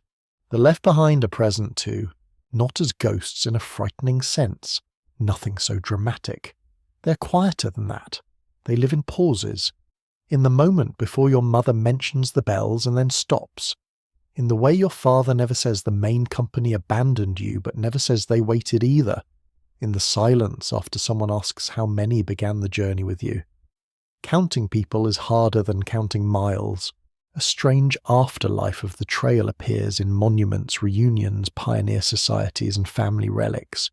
People save wagon parts, diaries, quilts, spoons, stones, locks of hair, letters, folded almost to lace, even scraps of cloth said to have crossed the plains. Some relics are authentic. Some are probably wishful. Humanity does enjoy turning old objects into proof, especially when proof fits nicely on a mantle. Your family has few objects left from the beginning. So many were traded, broken, burned, buried, eaten, worn through, or abandoned. The stove is gone, the mirror is gone, many books are gone, but the letter your mother wrote survives the one that said you had some difficulty and were still moving. Years later, when younger children read it, they may not understand how much was hidden inside that mild little phrase. Some difficulty. A whole world folded into two polite words. Later interpreters continue to question whether the Oregon Trail should be remembered mainly as heroic migration, national expansion, family endurance, Indigenous dispossession, environmental disruption, or intimate human ordeal? The answer, if you have walked it in your body, refuses to sit in one chair. It is all of those things tangled together. The trail carried courage, yes. Also pressure. Hope, yes. Also harm. Families seeking land move through homelands already named known and loved by others. Survival for one group often lived beside loss for another. The story has grown larger than your wagon. Still, bedtime history returns to the small things because small things are where people actually live. A mother cooling a fevered forehead, a neighbour offering tea, a man lending an ox and regretting the cost. 2 native guides drawing water on the earth with a stick. A child clutching a stone, a grave beside the ruts, a campfire low in the wind. What happened when families could no longer keep walking? Sometimes they rested and rose again. Sometimes they split from the train and found another. Sometimes strangers helped. Sometimes promises failed. Sometimes the living moved forward because stopping meant more death. Sometimes the dead remained under stones while the wagons creaked west. Rarely was it simple, almost never was it clean. And perhaps that is the truth the trail most wants you to carry into sleep. History is not made only by brave departures and triumphant arrivals. It is made in the space between where tired people decide whether to wait, whether to share, whether to move on, whether to forgive themselves afterward. You stand now in memory at the edge of an old rut long after the wagons have passed. Evening gathers round the grass. The sky is wide but softer than before. You hear no captain, no chains, no crying child, no vote around the fire. Only wind, only the hush of leaves near water, only the distant feeling that thousands of feet once pressed this earth with fear and longing. You think of the families who reached Oregon and built rough cabins under rain. You think of those who turned back, those who changed routes, those who vanished into other settlements, those whose names survive only because someone carved initials into wood. You think of the people whose homelands the wagons crossed, whose knowledge saved travellers whose losses were too often pushed outside the pioneer frame. The trail is not one story. It is a chorus, and many voices were almost lost beneath the creak of wheels. Now the fire burns low one final time. The wagon canvas glows in your mind, pale under moonlight. The oxen breathe softly. Your mother's hands rest at last. Your father looks toward the west, but without urgency now. The children sleep, their faces smoothed by dreams no longer walking. The road continues beyond the dark, but tonight you do not have to follow it. You have walked far enough. You can let the ruts soften, let the river quiet. Let the abandoned stove cool under stars. Let the lucky stone rest on its shelf. Let the letters fold themselves closed. Let the graves keep their patient watch in the grass. The trail fades into memory not because it stops mattering, but because even sorrow must be allowed to lie down. And as the night settles over the old road, you understand that the families left behind were never truly outside the story. They are the story's shadow, its conscience, its softest and hardest truth. The wagons that arrived carried them too in silence, in guilt, in gratitude, in every careful cup of water poured after. So you breathe in the dark, you listen. The wheels are gone now, only the wind remains. The fire is very small now, just a warm red heart beneath the ash, and the old road no longer asks anything from you. No miles, no choices, no hurried packing before dawn. The wagons have rolled away into history and the prairie has closed its eye around them. You are safe here beyond the river crossings, beyond the hard votes, beyond the cold mornings, when the weakest had to wonder if they would be carried forward or left in the hush behind. The night has softened every sound. The oxen sleep. The canvas is still. The stars above the trail shine with a patient silver calm. Let the people of the road rest too. Let the mothers lay down their mending. Let the fathers loosen their grip on the harness. Let the children curl beneath quilts without being woken. Let the sick breathe easily. Let the helpers be remembered. Let the ones who could not continue be held gently in the wide, quiet dark. The old ruts remain somewhere faint beneath grass and rain, but you do not need to walk them anymore. There are only lines in the earth now, and the earth is kind enough at last to cover what hurt. So breathe slowly. Let the campfire dim. Let the last wagon disappear beyond the hill, not lost, simply finished with its long day. The wind moves through the grass like a whisper across a sleeping room. It carries no command now, only a soft goodnight drifting over rivers, plains, mountains, cabins, graves, and memory itself. You are warm, you are still. The trail is quiet. And all that remains is the gentle dark holding every traveller at peace, sweet dreams,